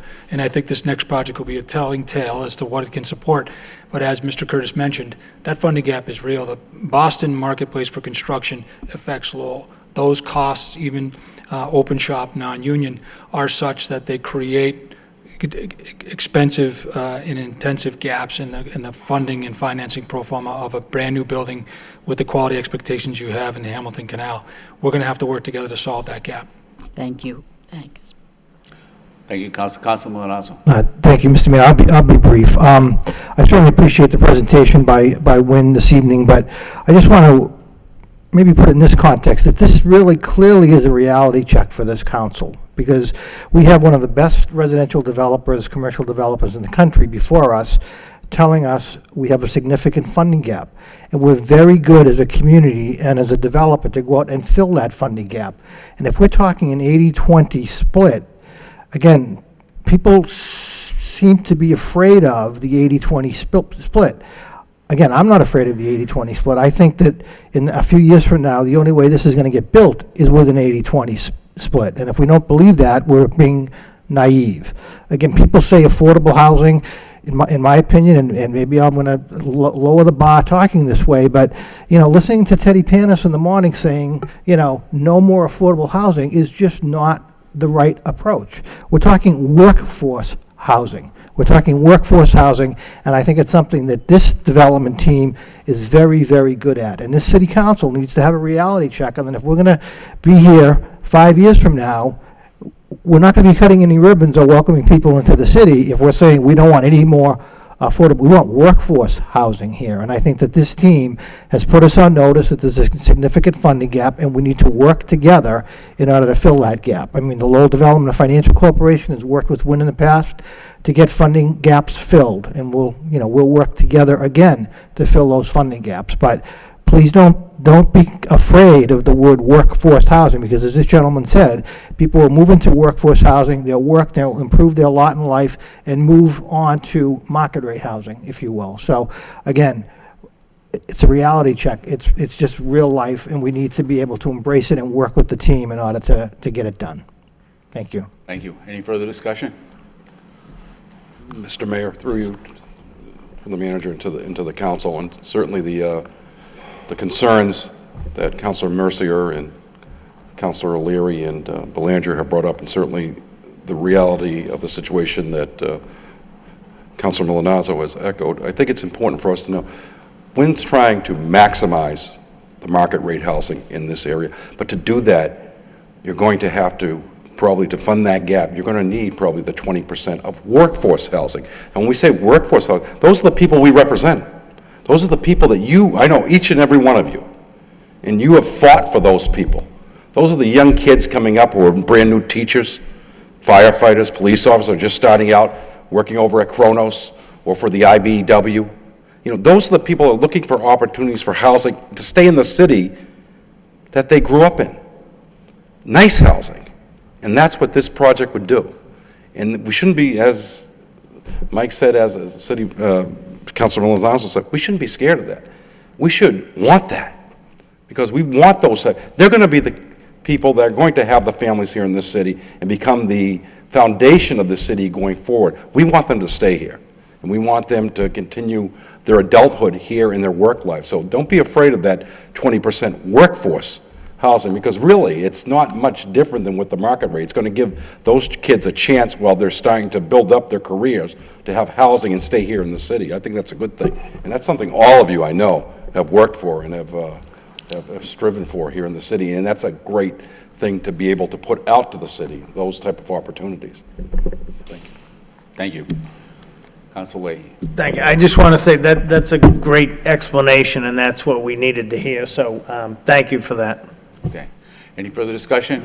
Hearing none. Mr. Manager, any closing remarks? No, I really, you can tell Mike O'Brien used to be city manager in Worcester for 13 years. He kept speaking through the mayor to the city council, so great job there. I'm still in therapy, sir. And so he understands cities like Lowell. It's great working with him, and I know we're going to have a great relationship for many years to come. Thank you. Look forward to it. Thank you. Thank you. All right, being well after 7 o'clock, we'll move back to the regular agenda, and we have 3 public hearings scheduled for today. Councilor Rourke. If I could suspend rules just one more time before we start the public hearings, take 9.3 out of order, please.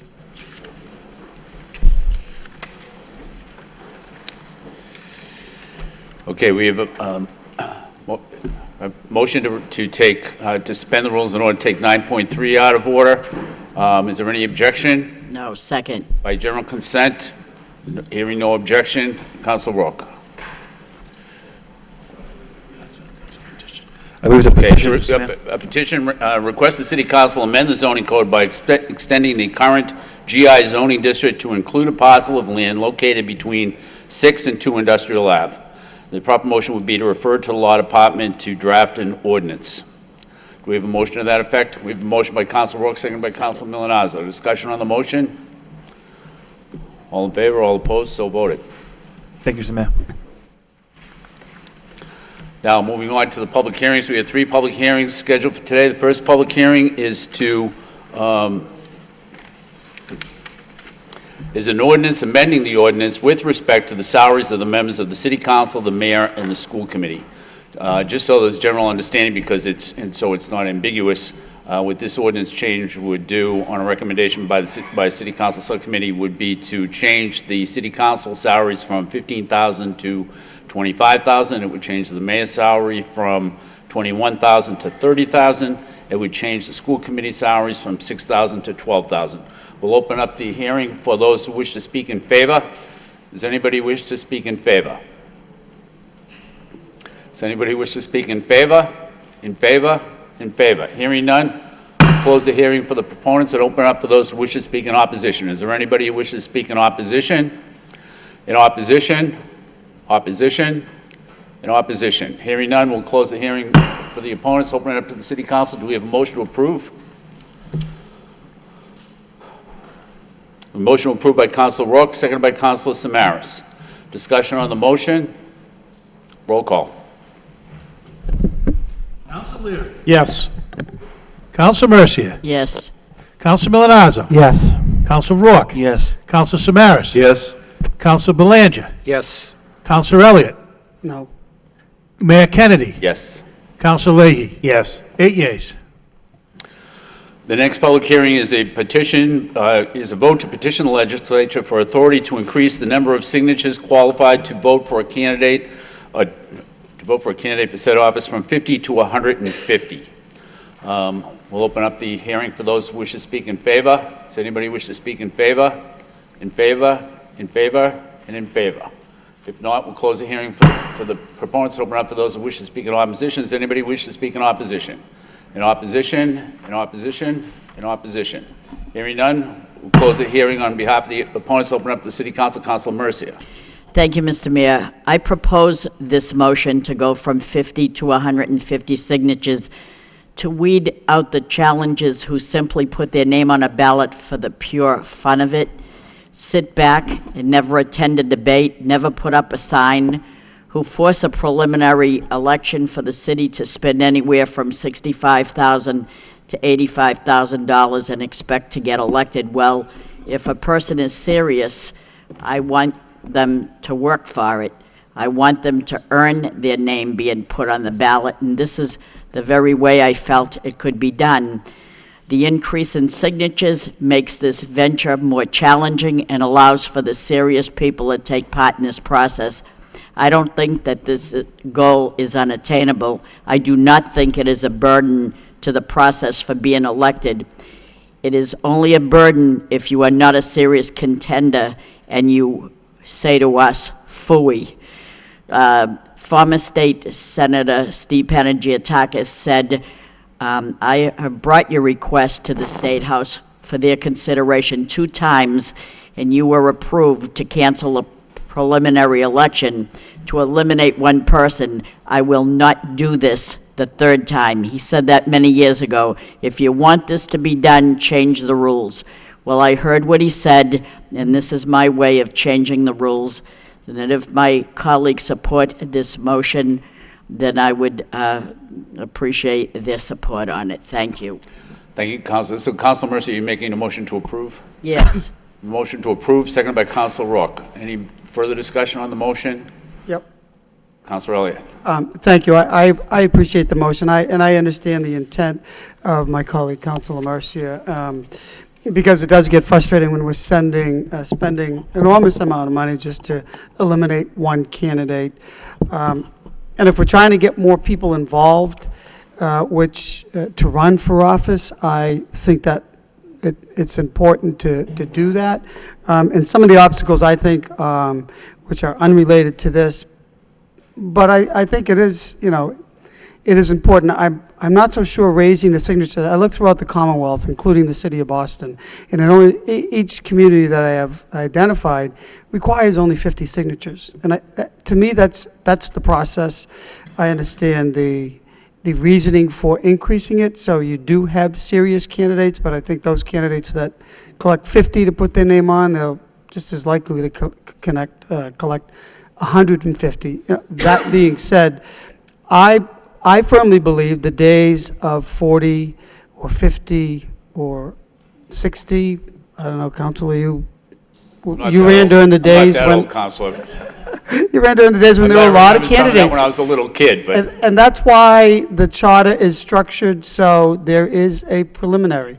I firmly believe that we need to look at the charter to increasing that number. I feel that's the way that we will be able to prevent just one candidate or two candidates from being eliminated at any election. And that's, again, this is not the time nor it's the issue, but I personally think that's how we, if we increase the number of candidates that qualify, that will either determine an election or not. And I think that number should be around 24, 25, if you look at the number of people that have been running. So that being said, I think 50, it's a democratic process, and whether we like it or don't like it, I haven't found another community in the Commonwealth that doesn't have just 50 signatures or more than 50 signatures. So I'm not going to support this, not because I don't understand or appreciate the logic behind it. I think if we want more people to run, changing to a ward district type of government makes more sense, because the people tell me, say, it's just incredible. It's an enormous task to run citywide, and that's the major obstacle in my opinion. So thank you for the time, Mr. Mayor. thank you, Councilor Leary. And, I agree with some of what Councilor Elliott's saying. I think, it's by moving from 50 to 150, it sounds like you're not trying to increase the number. When you go through it thoroughly, though, and you're looking at what really would increase the number, I mean, you're looking at why people don't run. There's really want to get down to it, it's because of the amount of time you have to put in. I mean, you have to put in an inordinate amount of time. We do it every Tuesday. Somebody who's a middle manager professional doesn't have time to come here every Tuesday. We had a subcommittee at 5:30. We have three of us, including Councilor and Councilor Milanazzo. We're driving, takes us an hour and a half to get here when you're getting here for 5:30. We have to leave at 4 o'clock. If we don't leave here at 4 o'clock, we have a chance of not making the meeting. Those are the inherent reasons why the challenges of folks not really doing it. I think it's a good debate to have regarding ward councils versus, at large. I think that's an interesting debate. My father was a ward city councilor for terms, so I understand some of the dynamic. But you know what? If that case, you'd have 100 people running for state rep every time. So I think making this change actually gets folks more serious. We didn't try to eliminate or change the number of folks we were having for the preliminary election. I think that, we get the number, you get 18, we go in, we have the vote, and you decide on it. We'll see if this works. I do think we need to come back and take a look at the whole process again, because it's not just more, it's also folks who are going to be engaged. It's about having an honest debate with people about what's best for our city. When you're running in a preliminary election, you're a brand-new individual running for that, it's more of a challenge for you to do that. So getting 150 signatures, and I've done that before, it's not an inordinate, challenging thing to do. If you're serious, you put a tiny bit of effort into it to accomplish that citywide, it can be done. So I'm going to support Rita Mercier's motion, Councilor Mercier's motion. Thank you. Thank you. Any further discussion? Councilor Milanazzo. Thank you, Mr. Mayor. We did discuss it at subcommittee level. My question is, and it's probably driven by state election law, but should this pass and we go 50 to 150, will our nomination papers be available earlier to give us more time? Or is that something? No, the manager's saying no. Okay. Thank you. Okay. Any further discussion? Councilor Mercier. You can pick up those papers in July. If you can't get 150 signatures from July, August, September, I don't know what your problem is. I didn't say I had a problem, Councilor Mercier. Any further discussion? Roll call. Counsel Leary. Yes. Counsel Mercia. Yes. Counsel Milonazo. Yes. Counsel Rourke. Yes. Counsel Samaras. Yes. Counsel Belanger. Yes. Counsel Elliott. No. Counsel, Mayor Kennedy. Yes. Counsel Leahy. Yes. 8 yeas. The final public hearing of the evening is a request from the National Grid for the installation of a 5 feet of 4-foot 4-inch conduit on William Street to service the new Middlesex Community College auditorium. We'll open up the hearing for those who wish to speak in favor. Good evening. David Boucher, Senior Designer from National Grid, 1101 Turnpike Street in North Andover. Surrounding a building, Green Street, Central Street, and William Street is a building that's been gutted, and Middlesex Community College is planning on building a new auditorium there. On William Street at manhole 271, we're asking for 5 feet of the city's property to place our conduits to enter into that property and provide electric service for the building. And if the city council sees fit, it would enable us to go forward and have our service come from that manhole. Okay, thank you. Anybody else wish to speak in favor? In favor? In favor? In favor? Hearing none, we'll close the hearing for the proponents and open up for those who wish to speak in opposition. Is there anyone who wishes to speak in opposition? In opposition? Opposition? Opposition? Hearing none, we'll close the hearing. On behalf of the opponents, open up the city council. Do we have a, the proper motion would be to refer to the wire inspector for report and recommendation. Do we have a motion by Council Rourke to do that? Second by Council Samaras. Discussion on the motion. Roll call. We don't need a roll call. All those in favor? All those opposed? So voted. That concludes the public hearings for the evening. We still have to do the item 2.1 under the city clerk, which is the approval of the minutes of the city council meeting of September 13th for acceptance. Do we have a motion to approve and accept on, put them on file by Council Milonazo, seconded by Council Rourke. Discussion, all in favor, all opposed, so voted. Next, we'll move on to communications of the city manager. We have 4 other communications left under that section of the agenda. And the first one is the COPSync Security Communication Alert System. Is there any discussion on that item? Hearing none, we'll move on to, I'm sorry, Councilor Elliott. Just briefly, so we get that report on this, Mr. Mayor. So that, according to that report, there are essentially 2 recommendations. One, the responder, and then the COPSync one, and it all depends upon cost. How it is, and it's a state law now that for that requirement that there is radio communication between every school and the police department. What is the next step on this? Is this an unfunded mandate? Is money coming from the state? Is this something that we absorb, the school district absorb? Is it, and I'll ask a lot of questions, is it, part of net school spending? Because it could be a significant amount of money, correct? If you read the statute is spelled out in the response, and it says that it's the responsibility of the school committee subject to appropriation. Right. So if they don't appropriate the money, they don't have to do it. In this case, the school committee got a presentation on the proposals. COPSync was one that was said they could provide the service, but they never budgeted the money necessary to do it. So unless they budget the money, they don't have to do it. Okay. So in this day and age, just for the people at home, this is about if there's a shooting in school, right, that's an immediate response or mechanism to send a message to the police department. Well, not only that, the good thing about it is it could send it to their wireless devices, okay, or the computer in the cruiser. Right. So it's a good system. Is that the first responder? Is that the COPSync or is that the other vendor? No, that's the COPSync. It's a COPSync, okay. Yeah. And is that one more? Is that the more expensive one? Yeah. Okay. All right. So, as it stands now, there is communication, the ability to communicate. If something would happen at the school immediately, and parents would be notified. But this just is a technological advancement that would make it quicker, better, and more effective. Exactly. Okay, all right. Thank you very much. Councilor Belanger. Thank you, Mr. Mayor.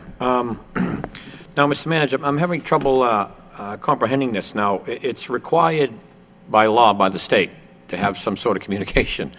But if they don't appropriate the money, they don't have to do it. That we are not in compliance, the Lowell Public Schools. That's the bottom line, correct? Mr. Manager.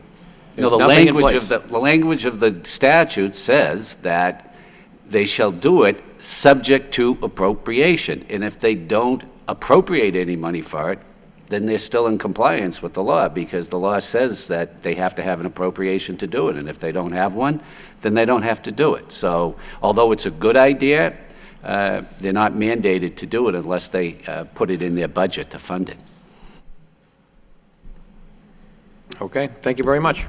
Thank you, Councilor Elliott. Just quickly, Mr. Mayor. Mr. Manager, other communities, what are they doing? What's the status of this? Is this something that, yes, the state adopted this law, and there has to be, and let's not, I want to reassure parents at home that are watching this that if something would ever happen, this is just another tool. They're going to be notified, and there are protections, and the police are going to be there and instantaneous. I think we need to make sure that's the case. Other communities adopted this technology? I don't know. We can look into other community, but no, rest assured that the police department, we have school resource officers that are right in the schools. We have communication. They do it all the time. This is just more of an advanced system where it could go to a wireless device or something else in a police cruiser, but there's no risk at all without the system there. Makes sense, a lot of sense to stay on top of this and be in the We can look into other communities. 21st century. Thank you very much, Mr. Mayor. Any further discussion on this item? Councilor Leary. Just quickly, and again, this is old memory. They did go with Wave Plus because it was funded by grants and what have you. So, and I have a kid in the Lowell Public Schools. They're safe. I mean, it's a question of they didn't neglect something. I'm sure the school committee continuously looks at this program, and I think, that's an area where they will be taking it up, and I know you'll bring up what we discussed today as well. Thank you. Any further discussion on item A? If not, we'll move on to item B, the firearm license. Any discussion on item B? First, thank you very much, Manager, for putting this report together. It was interesting I guess the most interesting part when we did this early, I think when I first got on in February, there was really 35 requests for, I guess, unrestricted licenses. Of those 35 requests, 34 actually were approved. And I just talked to the deputy chief. There was one request that wasn't because it was a statutory issue, which is essentially, I guess you could say it better than I could, it was just basically somebody committed a crime. And that's why they weren't there. I appreciate the report. I think it's interesting. I wanted to follow up following that really probably a year after, but I did it a little earlier because I had some folks that were questioning regarding what was really going on with it. So this is a good report. I appreciate the deputy chief educating me on what statutory meant. Quick question through you, Mayor, to the manager. We did talk about actually working out the funding and doing the training in-house. Have we looked at that again in terms of if we could do the training in order to save costs and actually even get better at policing, for lack of better terminology, the whole process? I remember that the chief was going to meet with, I think his name was Randy, who came, and I believe the chief did, but the chief is getting back tomorrow from the seminar, Yes. and I know the deputy will reach out to the chief and see if he did meet with Randy to keep the curriculum down to an affordable level. No, that's perfect, and I appreciate the follow-up of everyone. Thank you very much. Any further discussion on this item? If not, we'll move on to item D, 110, 119 Chelmsford Street. Any discussion on item D? Hearing none, we'll move on to item E, Lowell Public Schools outstanding work orders. Any, Councilman Milanazzo? I'm sorry, the report actually on Chelmsford Street has a different address than on the agenda. I just want to be clear. It says 110, 119 Chelmsford Street, but the report is 135, 155 Chelmsford Street. I think it's the vacant, it's the vacant lot next to the, that's whatever number that is. I can tell you I drove by there today, and it has been cleaned up, although I will say there's still a lot of growth in there. The trash has been cleaned up, but we're going to follow up. It's the empty lot across from Maycom, and we'll follow up with the overgrowth. But I did drive by today, and the trash has been cleaned out. It actually might be the lot that the city owned at one time many years ago, and during the Tully administration was sold to the kitchen supply company that used to be at the corner of Theodorus's company, and they were going to actually build a new building, if it's the same lot. But, Okay, on item E, Lowell Public Schools outstanding work orders. Council Leahy. Thank you. Through you to the manager. Is anybody here to speak on this, Mr. Manager, or is this just kind of through them? Well, Rodney Conley is here to Okay. answer any questions. All right. So when we look at the chart that was provided, Yes. okay, so are those all work orders that were submitted in FY 14, 15, and 16? That is correct, through you, Mayor, to the council. This is by craft entered into fiscal years 14, 15, and 16. Okay. So basically what I want to do is we have a subcommittee scheduled to come up because like there's a lot of items on here that I don't even understand. Like, so it says flooring and there's no request to fix any flooring. Is that how you read this report? Again, that's the categories they select, so there's a chance that could be listed under carpentry or some other category, but we can look into that, yeah. All right. So, I mean, this is just kind of telling us, I guess, telling us what's they've been working on and what orders have come in? Exactly, Okay, all right. I just, when we have our meeting in the near future, I just don't agree with some of this stuff. I mean, I know there's flooring issues at the high school. I know the clocks and bells don't work, so I don't know why there's anything on here. And again, with the painting and you can see that, you know, we've been keeping up with the plumbing, and I know that, so the plumbing requests have gone down. But as our newer buildings age, we are having more calls for heating, ventilation, and air conditioning, and that's been steadily rising. So we need to make sure we keep on top of that. But, so I would like to refer this report to that upcoming meeting. Second. Okay, we have a motion to refer item E to the Facilities Subcommittee, seconded by Council Leary. Discussion on the motion. All in favor, all opposed, so voted. Any further discussion, Council Leahy? No, thank you. Okay, Thank you, so Rodney.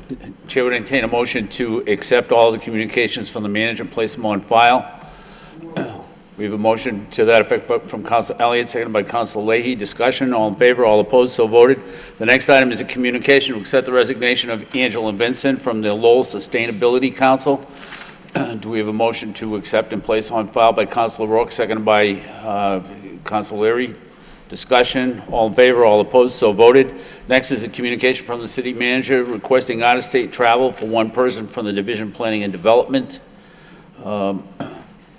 We have a motion to approve by Councilor Leahy, seconded by Councilor Leary. Discussion, roll call. Council Leary. Yes. Council Mercia. Yes. Council Milonazo. Yes. Council Rourke. Yes. Council Samaras. Council Belanger. Yes. Council Elliott. Yes. Mayor Kennedy. Yes. Council Leahy. Yes. 8 yeas. Next, we have a vote from the city manager approving the exemption of James Casella from the provisions of Mass General Laws, Chapter 268A, Section 20. If there's no objection, we'll waive the full first reading, go to the second reading. Approving a vote to approve the exemption of James Casella from the provisions of the Mass General Laws, Chapter 268A, Section 20. Do we have a motion to approve? We have a motion to approve by Council Elliott, seconded by Council Leahy. Discussion, roll call. Council Leary. Yes. Council Mercia. Yes. Council Milonazo. Yes. Council Rourke. Yes. Council Samaras. Yes. Council Belanger. Yes. Council Elliott. Yes. Council Kennedy. Yes. Mayor Kennedy. Council Leahy. Yes. 9 yeas. Next, we have a vote to, Ronna? I'm sorry, Council. Sorry, could I just ask, if there's no objection, can you combine the votes like 6-1, 6-2, 6-3, and 6-4? We might want discussion on 6-5, but what do you can't combine them, or can you? We can do that, right? Sure, we can do that. We have a motion. There's no objection. We have We have a motion to bundle 6.2, 6.3, and 6.4, seconded by Councilor Elliott. Discussion, all in favor, all opposed, so voted. I just had a quick question, Mr. Mayor. On 6.3, Mr. Manager, could you just briefly explain the temporary access, what's that needed for, Mass Mills 1, 2, and 3 to the Picker Building? Is that for demolition purposes? No, we're looking to extend the walkway along that area. Okay. And so we need to go in to look at the structural efficacy of the walls and everything. So this allows us to go on so we can look to continue to make sure that it's strong enough to allow for a walkway there. Excellent, excellent. Thank you, Mr. Mayor. Okay, so in light of the vote to bundle these three items, we'll just give them all a second reading. So for the first one, it's authorizing the city manager to apply, accept, and to expend funds from a grant from the Executive Office of Elder Services of Merrimack Valley Nutrition Program to be administered by the City of Lowell Council of Aging. For the second one, it's authorizing the city manager on behalf of the City of Lowell to enter into a license agreement with the Massachusetts Mills Limited Partnership 1, 2, and 3, and MM Picker LLC to have temporary access to the properties located at 159 Bridge Street, 169 Bridge Street, and 169.2 Bridge Street in Lowell, Mass. And for the third one, it's an order to transfer $21,800 to fund the building inspector phones and environmental study for the Division of Development Services in the Department of Planning and Development. So we have a motion to approve and seconded. Discussion. Roll call. Council Leary. Yes. Council Mercia. Yes. Council Milonazo. Yes. Council Roy. Yes. Council Samaras. Yes. Council Belanger. Yes. Council Elliott. Yes. Mayor Kennedy. Yes. Council Leahy. 9 yeas. The next item is a vote authorizing the city manager on behalf of the City of Lowell to enter into a strategic partnership master agreement, excuse me, with the University of Massachusetts Lowell and the University of Massachusetts Building Authority as they desire to clarify and affirm aspects of their partnerships and collaboration. If there's no objection, we'll waive the full first reading, go to the second reading, authorizing the city manager on behalf of the City of Lowell to enter into a strategic partnership master agreement with the University of Massachusetts in Lowell and the University of Massachusetts Building Authority as they desire to clarify and affirm aspects of their partnerships and collaboration. Do we have a motion to approve? By Council Leahy, seconded by Council Leary. Discussion on the motion. Council Milonazo. Thank you, Mr. Mayor. I plan to support this vote really out of respect for the process that the manager went through with the university. I'm really not sure, as I sit here this evening, that it was actually necessary. I think that we have had over the years a very good working relationship with the university. I'm hoping, and my confidence in the city manager is that we didn't leave anything on the table since this has all been now memorialized in this agreement. So again, I'll support it again because of the process, but I'm really not sure at the end of the day that it was something that we really needed to do. I really truly believe that even from the standpoint of their strategic plan, they had been working with the manager's office, the planning and development office, on various aspects of their strategic plan. They were agreeable to paying certain maintenance and repair at various locations throughout the city. Or if they hadn't been, they certainly would have, in my opinion, been brought to that same conclusion without necessarily an agreement. But again, I'll support it. A lot of work went into it. But at the end of the day, I'm just hopeful that the discussions will continue and that there'll be other aspects of the agreement that may need to be amended in the future if we need their help and assistance going forward. Thank you. Council Belanger, then Council Samaras. Thank you, Mr. Mayor. A few questions on the agreement, Mr. Mayor, through you to the manager. Mr. Manager, seems to be a nice piece of negotiating here. That's been a long time coming, but I could see you put in a lot of hard work for this agreement, and I commend you.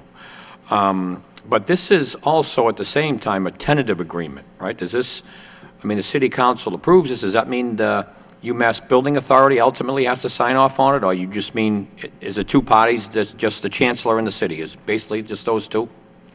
Yes, my understanding is that the president has already signed off on it also, but the only signatures are the chancellor. and the city.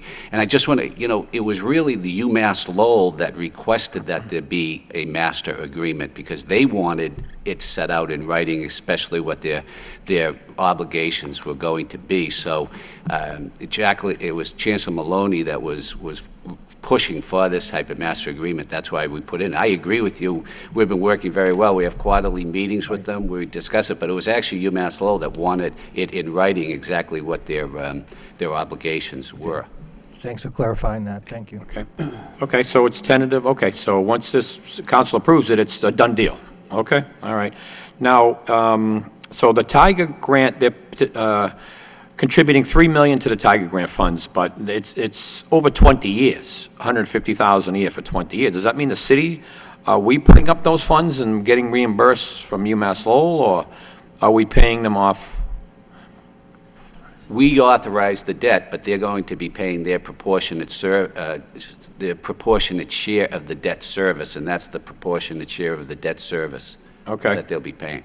Okay, well, that's it's just like that in the Lower Locks Garage, is that we figured out what percentage of that debt service was apportioned to the amount of spaces they have in the garage, and that's how we arrived at the figure they'll be paying for the Lower Locks Garage. Yes, that's my next one. So $1.5 million to the Lower Locks Garage. They do have an easement for, I believe, 330 or 40 spaces in there, so they'll be contributing roughly $85,000 per year for 20 years towards improvements and upgrades. Okay, that's sufficient. And the LaLatcha Park improvements, they're going to be paying up to a third of cost for a whole new field, correct? That's just, No, they're paying up to $85,000. It's less than one-third. We anticipate the cost to be around $325,000. So they'll pay $85,000, and our current lease negotiations with the spinners have us sharing the other cost 50-50. Okay, all right, that sounds good. Now, what are we losing, what were they paying on 50 Warren Street? Because that is now null and void. What were they paying, if anything, on 50 Warren Street? They were paying $60,000 per year. $60,000 per year into a fund that would go towards improvements to mutual interest. No money ever went into that fund. What they did is they took a credit for work they performed on public ways and said we did $60,000 worth of work, and therefore that was our $60,000. So the city never saw any money whatsoever from the university. That's why I think this is a great agreement, because we're getting the $80,000 for the Lower Locks Garage. We're getting $20,000 more than this fictitious $60,000 figure. Yeah, that never existed, which is the previous administration made that deal, correct? But we never seen it? All right, yeah. So we get the $80,000 that will apply right to the debt service. Doesn't sound like much of a deal to me.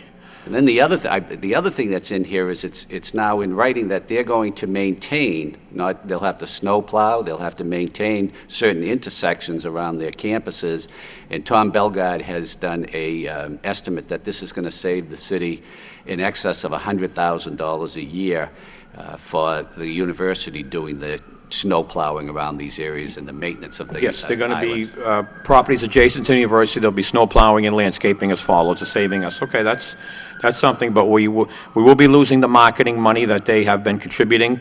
Is that more budget cuts than it is the arrangement, Mr. Manager? The marketing money has nothing to do with this, had nothing to do with this agreement whatsoever. I was informed a month before this Perkins issue arose that due to budget cuts, they were not going to participate in the joint marketing campaign. So they made that decision long before the issue arose relative to Perkins. Okay, all right. That's why I'm asking if it's budget cuts. I mean, they did contribute. It was nice, but I understand they're running into a $3 or $4 million shortfall themselves. So, okay, that's understandable. Now, what I've learned, you learn something new every day, is that the university is also exempt from meals tax? Is that yes, students and faculty are exempt from meals tax. That's the larger picture. So if they eat at their own cafeterias, we don't get, but yes, the retail, 50 Warren Street, the restaurant, the first floor retail, right, was subject to meals tax, but that's minor in the grand scheme of things when you're talking 17,000 students who eat and faculty.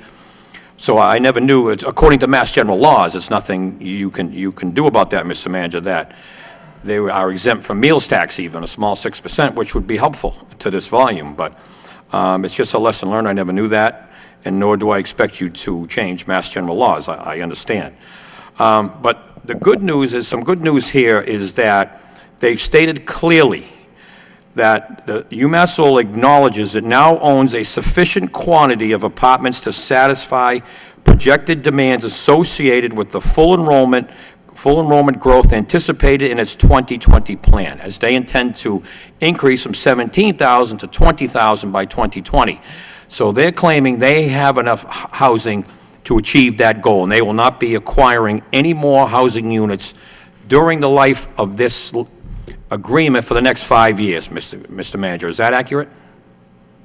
They're representing that they're not going to acquire a significant amount of apartments. They're not going to say they're not going to purchase like a 2-family or a 3-family, but they're not going to purchase something like the Perkins lofts that they did. Okay, well, significance not in there. Okay, all right. So it may be a small purchase here and there for, okay. At least that's good news to hear that Perkins Park will be the last major purchase. That's a silver lining in itself. Now, M2D2, this is what I consider perhaps the most valuable of this whole agreement, Mr. Manager, that M2D2, however, there's nothing to bound them to that location. What kind of lease do they have currently with the landlord at that site there, 110 Canal?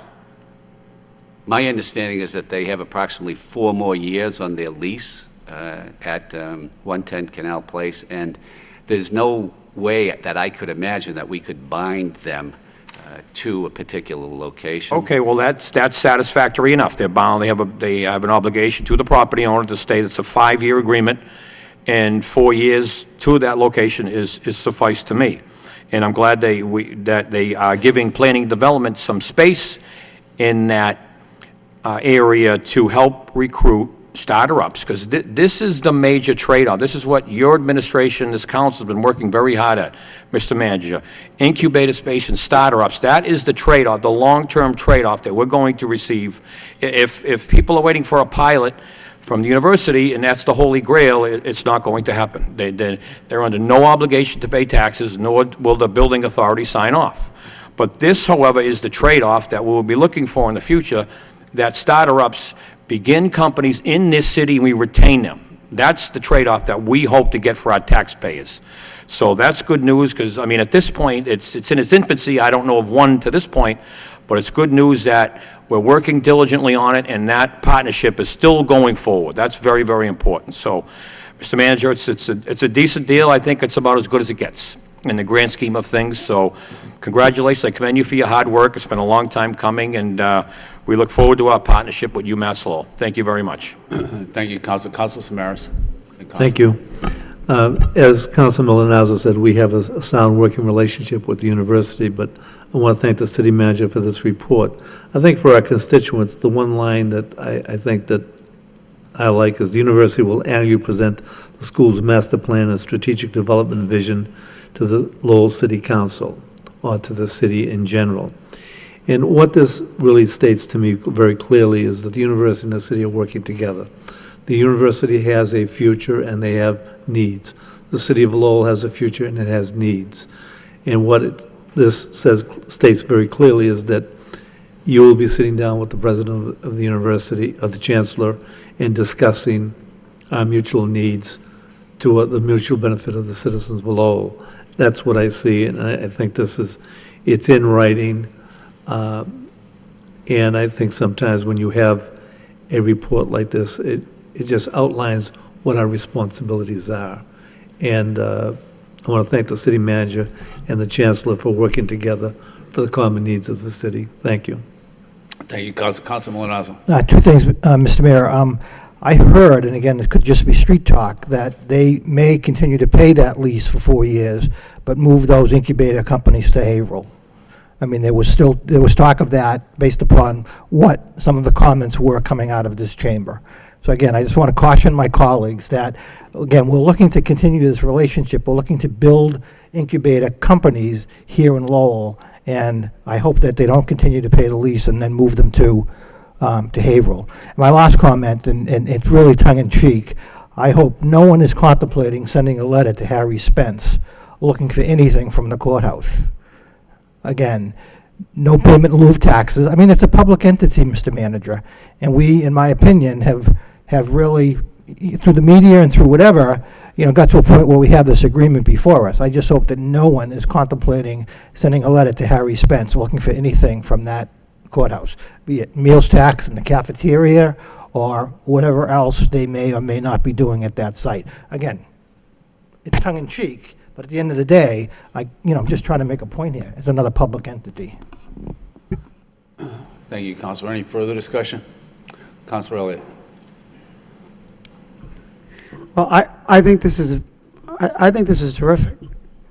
I think this, and it was requested by the university, and it puts in black and white exactly what the city provides and how the university will benefit and how they're going to participate in the delivery.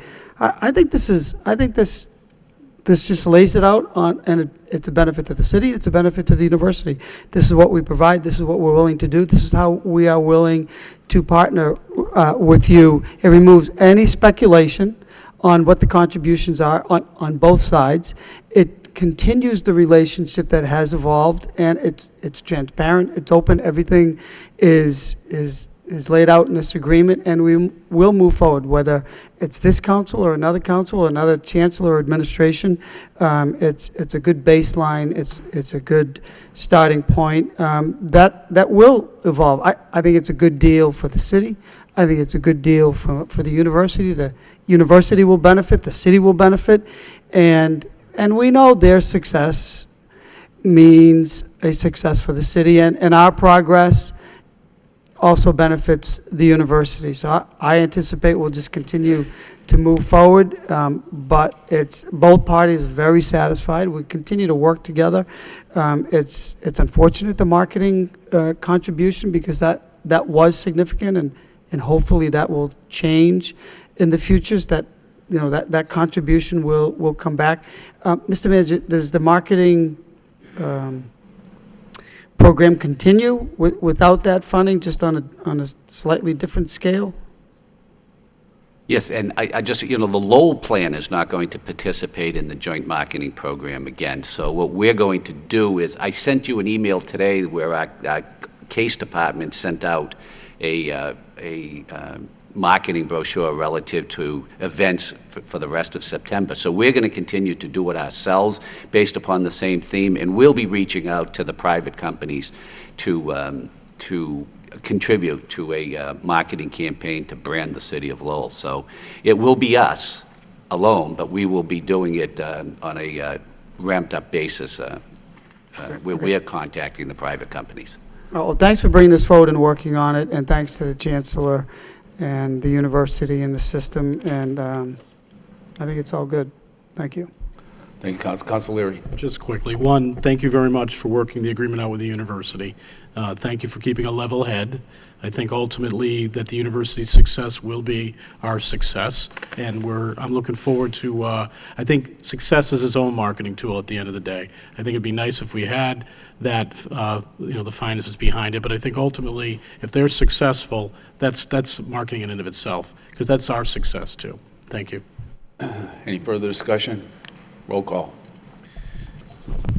Council Leary. Yes. Council Mercia. Yes. Council Milonazo. Yes. Council Rourke. Yes. Council Samaras. Yes. Council Belanger. Yes. Council Elliott. Yes. Mayor Kennedy. Yes. Council Leahy. Yes.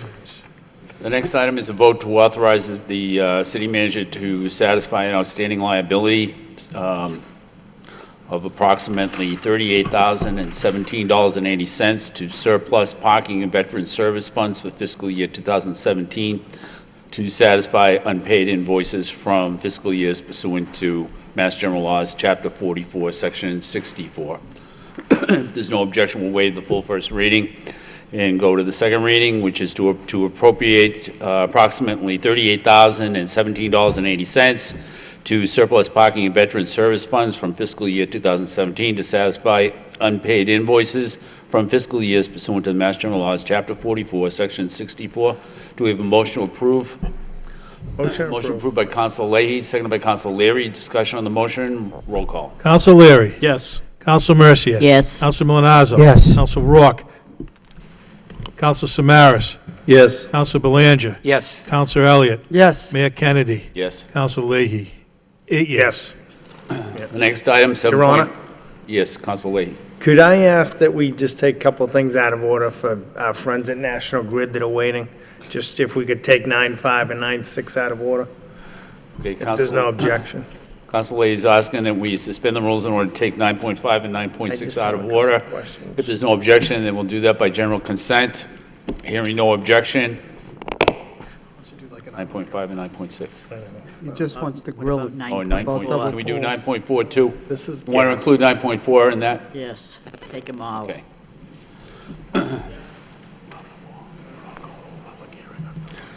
Okay, so these are all requests from National Grid, and the proper motion would be to send all 3 of them to a public hearing. We'll, since you're bundling them together, we'll waive the full first reading on all 3. Yeah, I can't be here for all 3. I can only do 9.4 and 9.5.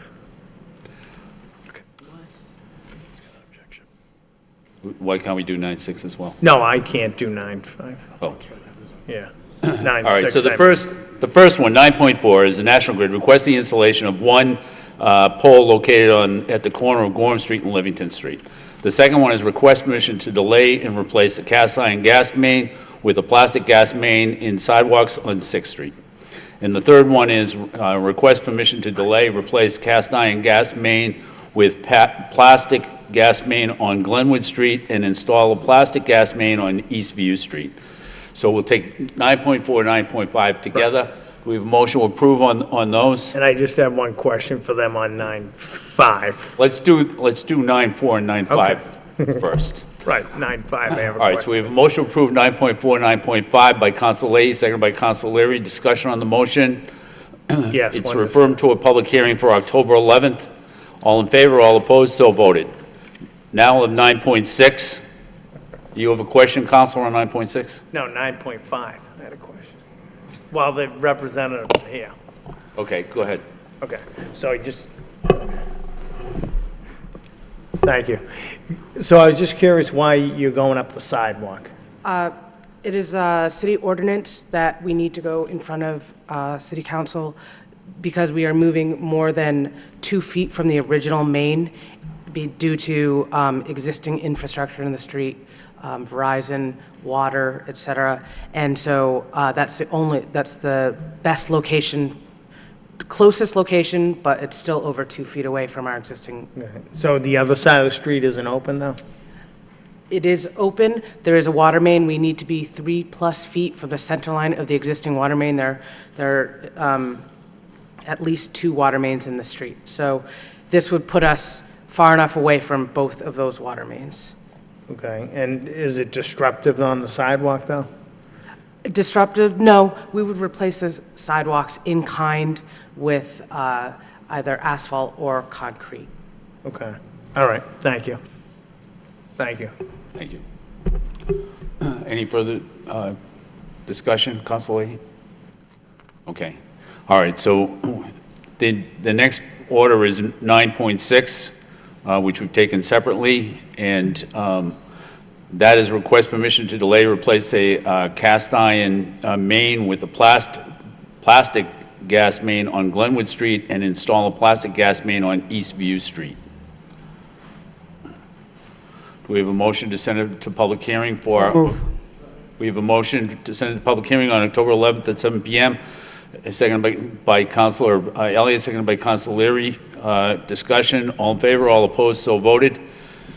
Next, we'll move on to City Council motions. First City Council motion of the evening is, Did we do the petitions yet? oh, I'm sorry, that's right. We gotta go back. And the subcommittee report.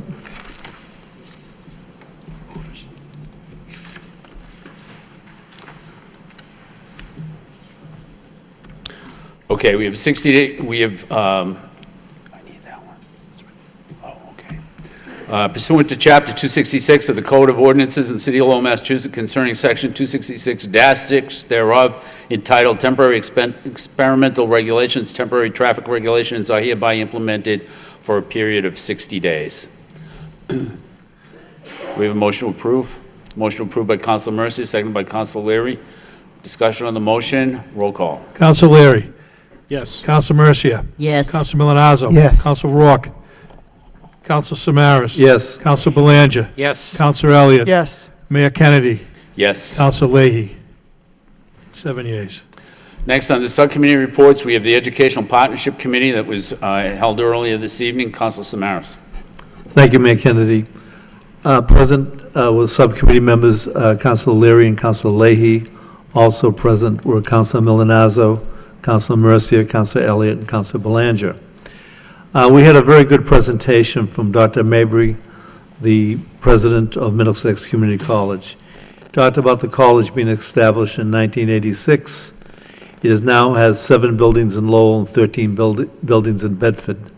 There are approximately 9,000 students enrolled at Middlesex Community College, 4,500 students in each campus. Dr. Mabry talked about the two partnerships that they have established with the Lowell school system, for example, the City of Lowell itself, the university, and many of the nonprofits. One of the examples that he did cite was Project Learn, which they now work with, and that's a public-private partnership that works with the Lowell school system, creating innovative programs for our children in Lowell. He spoke about why major companies are looking to this area because it has an educated workforce. And the educational partnerships truly are meeting their needs. Talked about the Paul Sullivan Leadership Institute as one example of what they've been doing.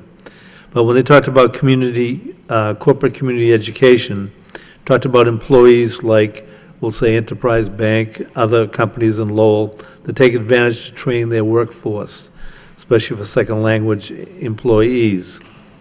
Also, their program for dealing with underemployed people, to give them the training to work, we'll say, for a company like Microsoft or other companies that are similar.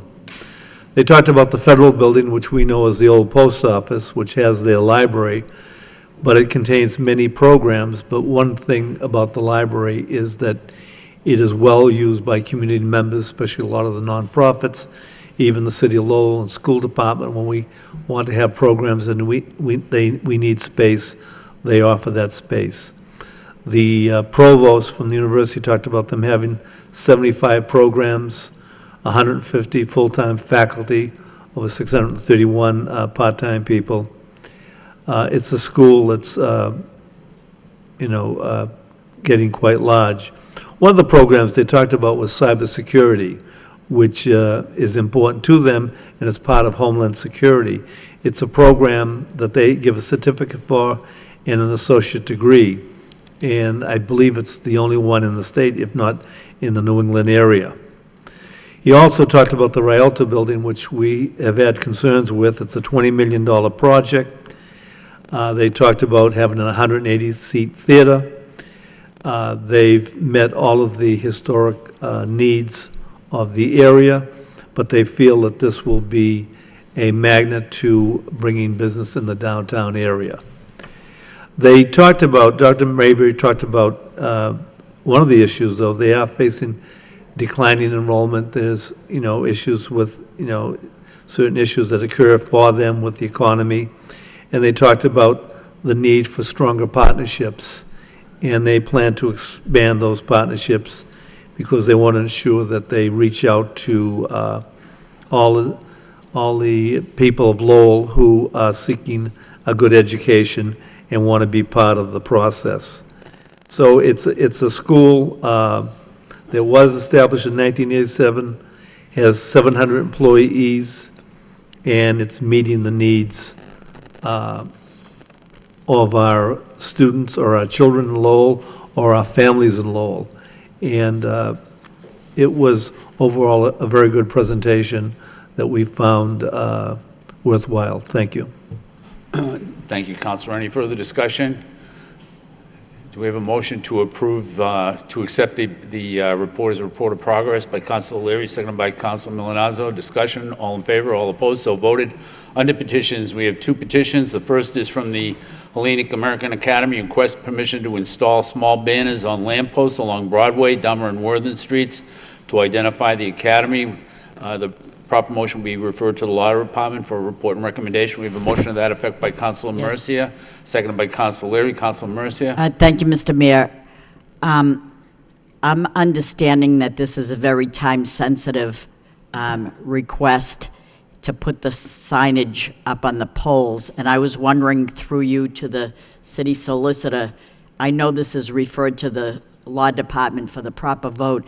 Is it possible we could suspend the rules or whatever and vote for this now so the person in the school could put up those banners a little earlier than next week? I don't know, could we do that? Yeah, I don't have a problem with that, but it would have to be subject to our approval because they didn't submit any information relative to the size of the banners, which poles they want to locate them on, because we have our own program of putting banners up for the city, so I want to make sure that it's in compliance with our banner program, but, you could move to approve it subject to the city manager's approval. There you go, that's it. Move approval to subject to the city approval, yes. Thank you. Okay, second by Councilor Leary. Discussion on the motion. All in favor, all opposed, so voted. The next is a petition from Adriana Top requesting permission for an overhanging sign located at 96 Merrimack Street. The proper motion is to refer to the Law Department for a report and recommendation by Councilor Mercia, seconded by Councilor Leary. Discussion, all in favor, all opposed, so voted. Moving on to item 10.1, under City Council motions. The first motion of the evening by Councilor Mercier is requested the City Manager provide a report regarding the structural integrity of the balcony at the Lowell Memorial Auditorium, as well as a report regarding the access available into the building from the loading docks for equipment used by the performers. Seconded by Councilor Milonazo. Councilor Mercier. Thank you, Mr. Mayor. We had an occasion to go to the VAV, Veterans Assisting Veterans, for the welcoming home of the Vietnam veterans, and the show was unbelievably beautiful. But we learned that we had a fear that, I was wondering why no one was going up to the balcony, but then we realized we thought that it was structurally unsafe, but I'm understanding that I made this motion so that you would just verbally tell us an update right now. That'd be great for the people at home that probably didn't get a text like we did. Yes, probably about 5 or 6 days prior to the Veterans concert, which I was at, it was terrific, is that there was a hip-hop concert at the auditorium. And there were approximately 200 people in the front of the balcony. And at the last song, they were jumping up and down in unison. And the fire watch observed what they thought the balcony was moving. What we now find is what they call deflection. So we were afraid that there were some structural problems with the balcony. So based upon the pre-ticket sales, we knew that we could fit everybody in the lower portion of the auditorium for that concert. So out of an abundance of confidence, we closed the balcony for that concert, and we hired a structural engineer to investigate the integrity of the balcony. That engineer has completed his work, and he has determined that the balcony is structurally sound. As a matter of fact, there was a naturalization ceremony at the auditorium on Wednesday, and we had the balcony open for the naturalization ceremony. So it is structurally sound. There's no fears at all to go to the balcony. The term is deflection. Good, that's good. And everything is good. As far as the doors, it's a very good point that you're bringing up, is that there are some acts that can't come to the auditorium because the doors aren't big enough in the back of the auditorium. So we have 2 priorities in our capital plan. One is the bathrooms that we're going to repair, but the second priority is to widen those doors so that you can get to. My understanding is they could have had river dance here last year, but they couldn't get the act in. So we're going to work on those doors so that we can attract as many events as possible. Like That's the wonderful. balcony is completely safe. Thank you very much. Thanks for this update. That's great. Any further discussion on the motion? All in favor, all opposed, so voted. The next motion of the evening is a motion by Councilor Samaras. Request that the city manager of the proper department repair sidewalks by St. George's Church at the corner of Bauer Street and Fletcher Streets in anticipation of the 100-year anniversary of the church. Seconded by Councilor Mercia. Thank you. Samaras. Thank you, Mayor Kennedy. St. George's Church next year will be celebrating their 100th anniversary, and they plan to have several major events. But I had this ready to go several weeks ago, but I found that 2 weeks ago that Fletcher Street sidewalk was fixed by the city. And I've been told that they're going to look at Bauer Street, the portion of Bauer Street that is by the church, and there are some issues, and that should be taken care of. So thank you for very quick action. Thank you. Thank you, Councilor. Any further discussion? All in favor, all opposed, so voted. The next motion of the evening is a motion by Councilor Leary and Councilor Samaras. Request that the city manager work with the police department to monitor and to change the pattern of speeding and aggressive driving on Princeton Boulevard. The motion needs no second. Councilor Leary. Just briefly, it's used as a racetrack, and it's actually, they use it at like Princeton Boulevard, going down Weber, coming down Middlesex, and going back up. So if we could put some enforcement into that. We had a few folks that came up to us when we were out in that area that were complaining about it, so we bring it to your attention, Mr. Manager. Thank you. Thank you, Councilor. Councilor Samaras.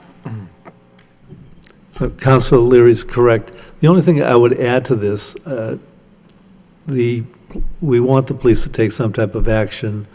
It'll be speed traps or what have you. But there are streets like Princeton Boulevard in the city of Lowell that when we go to various neighborhood group meetings, that people complain about the speeding.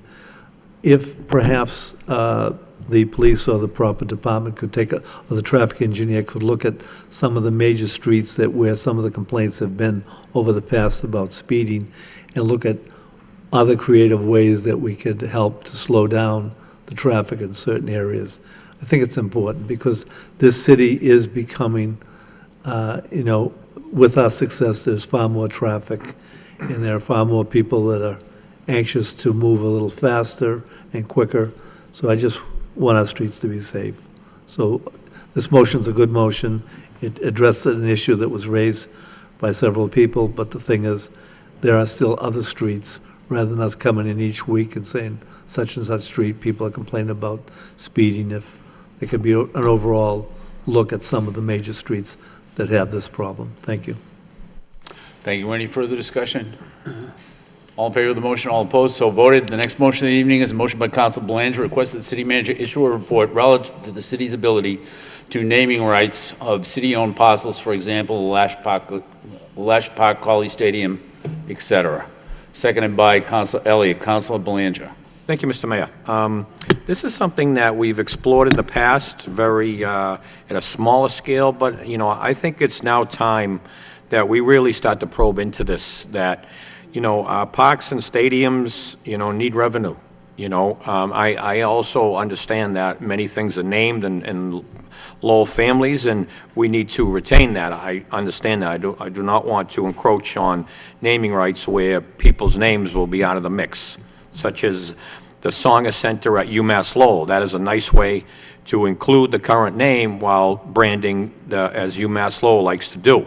So I do want to be completely sensitive to those parks and stadiums that are already named after individuals who have served the city. However, with that being said, we have parcels and stadiums in our city that has a monetary value, quite frankly. And Lowell Park is really the standout, where we have a new owner.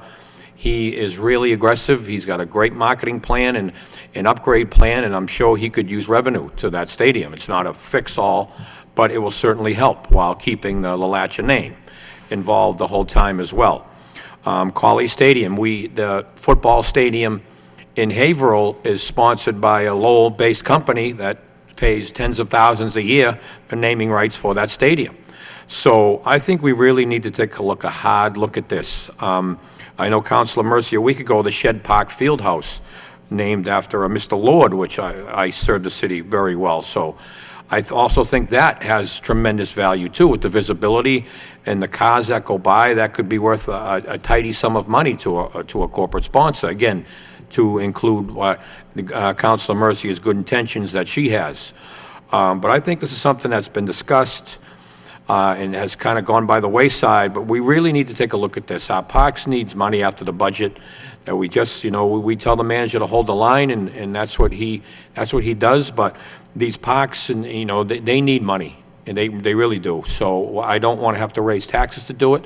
This is just another way to think outside the box to create some revenue, Mr. Mayor. So I ask my colleagues to support it and send it back to the manager. Maybe we can work with UMass Lowell on some, as they're an expert in the field when it comes to branding and naming rights, and give us some creative ideas how we can get this achieved. I think there's some seriously untapped potential funds here.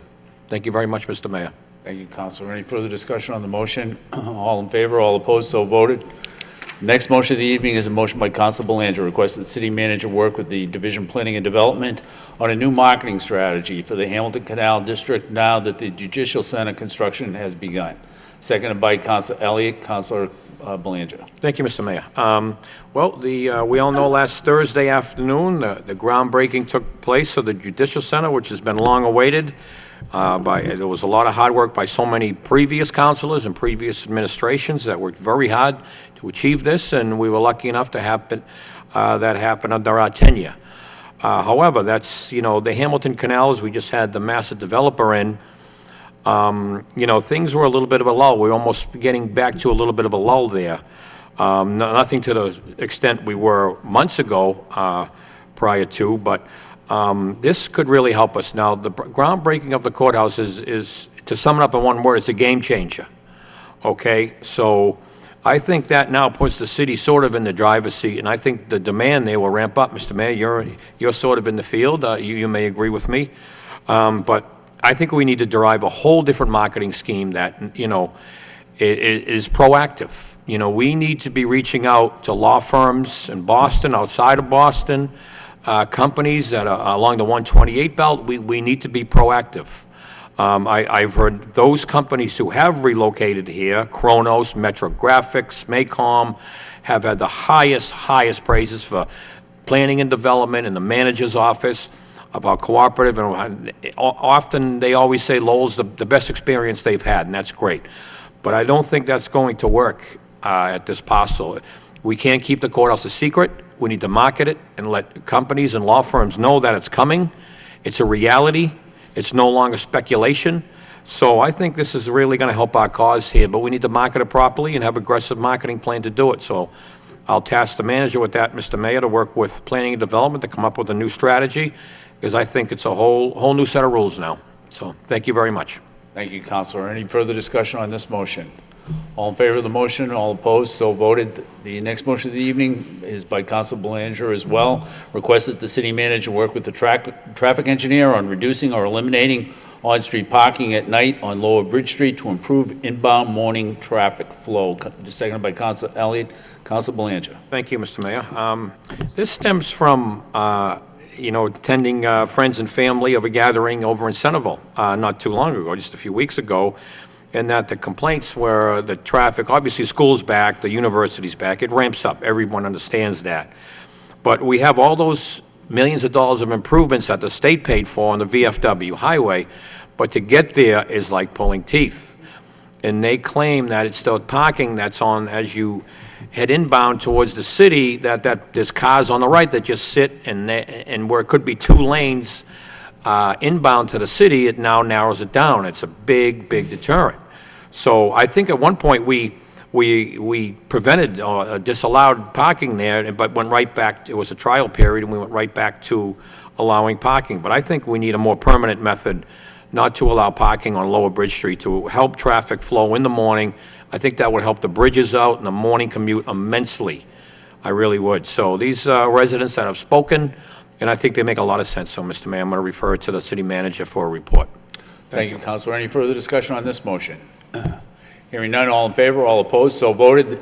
The next motion of the evening is a motion by myself, by Councilor Leahy, Councilor Leary, and Councilor Samaras. Request that the city manager take the proper steps to install a traffic crossing light along Andover Street in the vicinity of Douglas and Arbor Roads.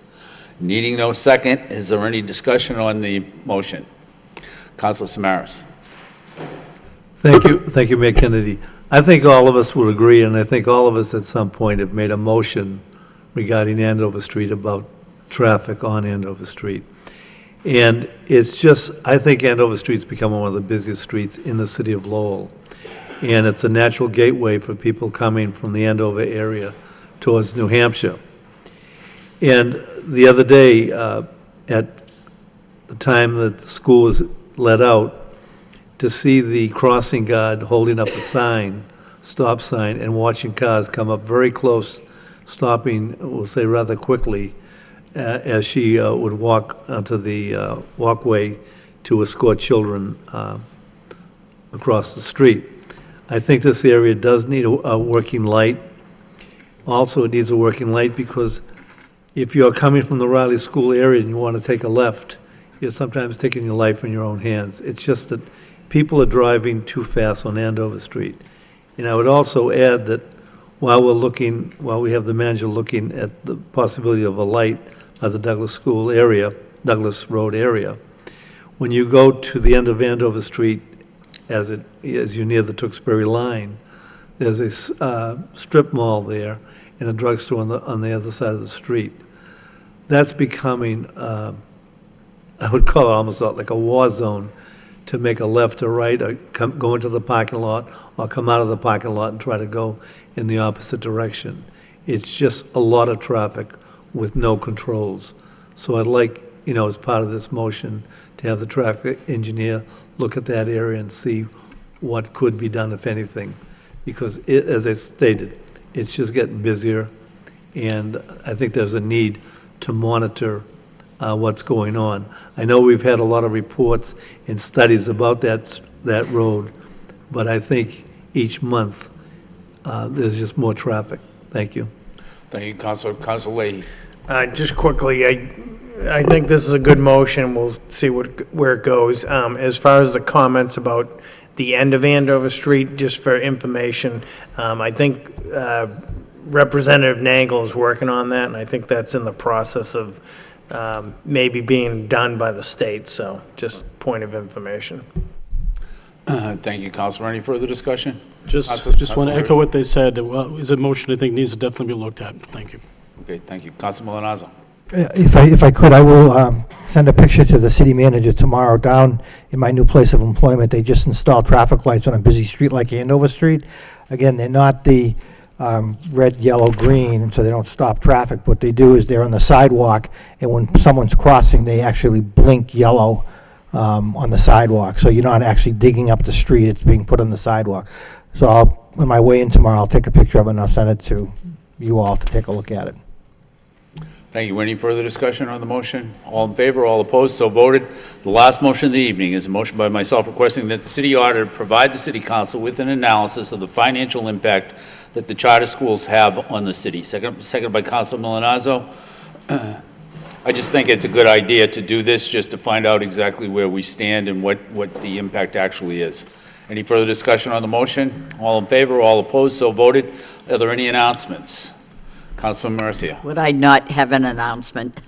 I just want to congratulate and commend the fine creative work of the CVB, Deb Belanger, Tom Golden, as well as Henry Marchand and the city's DPW for the kinetic sculpture race on Saturday. The show brought lots and lots of visitors to the city. Businesses were flourishing, and it brought excitement. It brought so much excitement that we got to meet the king. That was Corey Belanger.